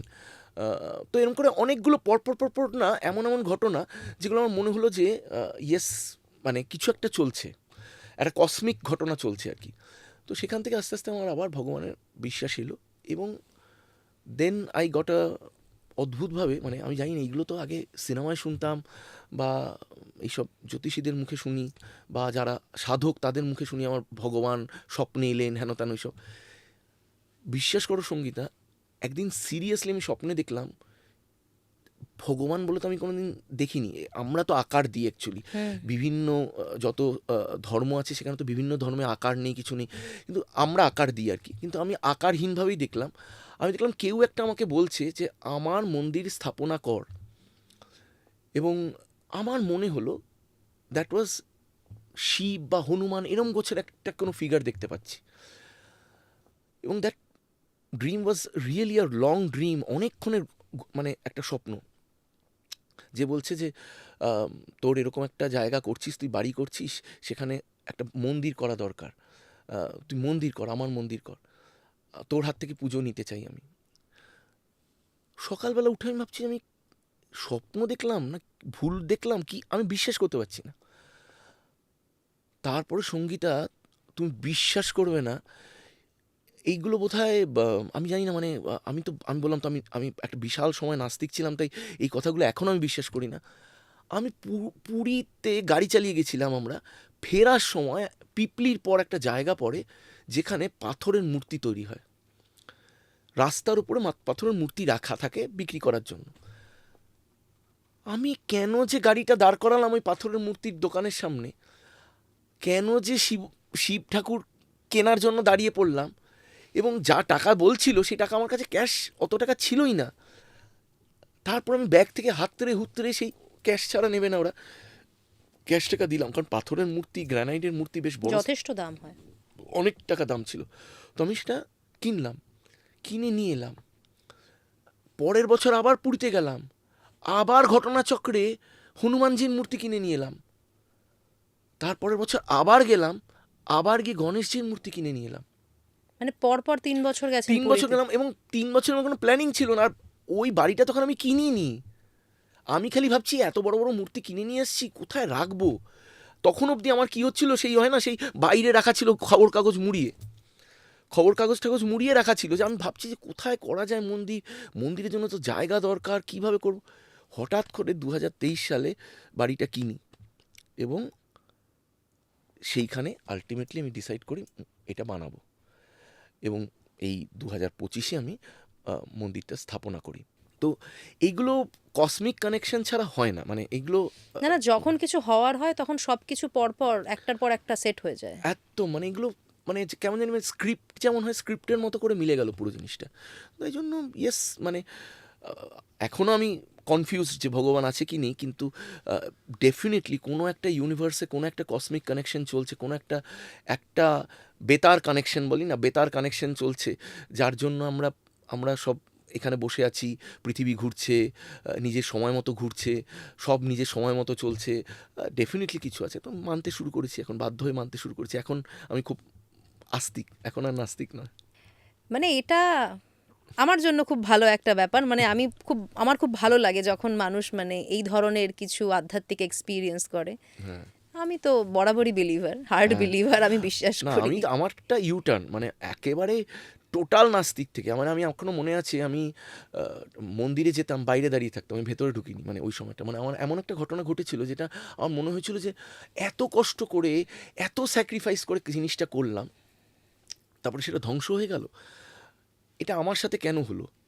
আমার তো কারো কোনো ক্ষতি করিনি, কিছু করিনি, তাও আমার সাথে কেন হলো? তো তো মানে ওইটা আমার খুব ধাক্কা লেগেছিল আর কি। তো তারপর আমার মনে হলো যে সবসময় না কোনো একটা ভালো জিনিস হওয়ার আগে একটা খারাপ জিনিস হয়। তো ওই খারাপ জিনিসটা হয় যাতে ওপরওয়ালা তোমাকে প্রিপেয়ার করতে পারে সামনের ভালো জিনিসটার জন্য। এই যেমন আমার বারবার করে মনে হচ্ছে এই যে এখন আমাদের শনির সাড়ে সাথে চলছে, যারা মীন রাশি জাতক তাদের, কিন্তু আমার আমার অঙ্ক বলছে 2028 আমার ভালো আসা উচিত, কারণ এমনভাবেই চলছে যে সব খাপে খাপে গিয়ে পড়বে 2028-এ। তো এখন তাই জন্য যদি কিছু খারাপ হয় সেটা মেনে নিতে হবে, কারণ good times are going to come. তো every cloud has a silver lining, এটা এটা আমরা ছোটোবেলায় পড়েছিলাম। তো মানে প্রত্যেকটা মানে হয় না, মেঘের পেছনে সেই সেই আলো আছে আর কি। তো রোদটা লুকিয়ে আছে, মেঘটা লুকিয়ে আছে, সরলেই রোদটা হ্যাঁ, সামনে হ্যাঁ। তো তাই সূর্য জন্য সামনে মানে আসবে। আমি অনেকেই দেখো, অনেকেই তোমাদের পডকাস্ট দেখে যারা খুব ডিপ্রেসড থাকে, হয়তো জীবনে বিশ্বাস হারিয়ে ফেলছে, পড়াশুনো করছে ভালো হচ্ছে না, চাকরি খুঁজছে ভালো চাকরি পাচ্ছে না, মন মতো কাজ পাচ্ছে না। আমি সবসময় বলি যে তুমি যতটা অপেক্ষা করবে তত বড় জিনিস পাবে, তুমি যতটা অপেক্ষা করবে। আমি একসময় মুড়ি খেতে খেতে কোনো এক বিশাল বড় এক গাড়ির শোরুমের সামনে দাঁড়িয়ে ময়নাকে বলেছিলাম এই গাড়িটা তোমার হবে একদিন, এবং সেই গাড়িটাই কিন্তু এখন ময়না চড়ে। তো এবারে ওইটা না, মানে তোমাকে ম্যানিফেস্ট করতে হবে, বিশ্বাস করতে হবে এবং অপেক্ষা করতে হবে, তিনটে জিনিস। ম্যানিফেস্টেশনটাও দরকার, অপেক্ষাটাও দরকার, আর বিশ্বাসটাও দরকার। মানে ওই বিশ্বাস যে আমি পারবো এটা করতে, এটা দরকার। পারবে তুমি করতে, মানে আমি অমিতাভ বচ্চনের গেট দেখেছিলাম জানো, বম্বেতে গিয়ে অমিতাভ বচ্চনের বাড়ির গেটটা দেখেছিলাম। ও পুরো গেটটা না কাঠের তৈরি। আমি অবাক হয়েছিলাম, আমি কলকাতাতে যত বড় লোকদের বাড়ি দেখি না কেন, সব গেটই যত সুন্দরই হোক সাজানো, সবই লোহার গেট দেখেছি। লোহার মধ্যেই অনেক ডিজাইন করা, হেন তেন। কাঠের গেট তোর বিশাল বড়, মানে 10 ফুট কি 18 ফুট লম্বা কাঠের গেট দেখিনি কোনোদিন। আমি ম্যানিফেস্ট করেছিলাম যে আমি যখন বাড়ি বানাবো আমার এরম ঠিক এক্স্যাক্ট এরম দেখতে একটা গেট হবে। আমার কিন্তু বাড়ির গেটটা এখন কাঠেরই গেট। আপনি সারা জীবন ভীষণ পজিটিভ। আমি আপনাকে বহু বছর ধরে চিনি, সেই 2010 সাল থেকে চিনি। একই রকম আছেন, একই রকম থাকুন, এইটুকুই বলবো। সময় আপনার সঙ্গে থাকলে সময় কোথা দিয়ে কেটে যায় কোনো দিনই টের পাওয়া যায় না, আজকেও টের পাওয়া গেল না। থ্যাংক ইউ সো মাচ, না থ্যাংক ইউ সঙ্গীতা, সো আমার মাচ। আমার খুব ভালো লাগলো তোমার এখানে এসে, কারণ তুমি দু চোখে স্বপ্ন নিয়ে এসেছিলে কলকাতায় রানাঘাট থেকে, এবং তুমি আজকে শুধু যে স্বপ্ন পূরণ করেছো তা নয়, তার সাথে সাথে তুমি নিজের একটা জায়গা তৈরি করেছো। এটা খুব বড় জিনিস, নিজের একটা জায়গা তৈরি করাটা খুব বড় জিনিস। এবং তুমি খুব বিরল দু একটা স্টুডেন্টের মধ্যে আমার একজন স্টুডেন্ট, যে আমাকে সেমভাবে মনে রেখেছো, একইভাবে সম্মান দাও। আমি দেখেছি স্টুডেন্টদের সম্রাট স্যার থেকে সম্রাট দা হয়ে যেতে, হ্যাঁ, কিন্তু কিছু স্টুডেন্ট আছে যারা এখনও আমাকে স্যার বলে ডাকে, তার মধ্যে তুমি একজন। তো তুমিও যাতে এইভাবেই এগিয়ে যাও, এবং তোমার পডকাস্ট যাতে এইভাবেই এগিয়ে যায়, এবং যারা আপনারা দেখছেন সাবস্ক্রাইব করুন। একটি মেয়ে একেবারে নিজের চেষ্টায় নিজের পায়ে দাঁড়াতে চাইছে, এবং খুব ইন্টারেস্টিং ওর পডকাস্টগুলো হয়। আমিও মাঝে মধ্যে রাত্রিবেলা শুয়ে শুয়ে দেখতে থাকি ওর বিভিন্ন পডকাস্ট, এবং খুব মিষ্টি করে প্রশ্নগুলো করে। আমি ভেবেছিলাম আজকে অনেক চাচা ছোলা প্রশ্ন পাবো ওর থেকে, কিন্তু সেগুলো করেনি। আমি নিজের থেকেই সেগুলো বলে দিয়েছি ওকে। তাই প্লিজ সাবস্ক্রাইব করবেন এবং দেখতে থাকবেন সঙ্গে Sangeeta. Thank you so much.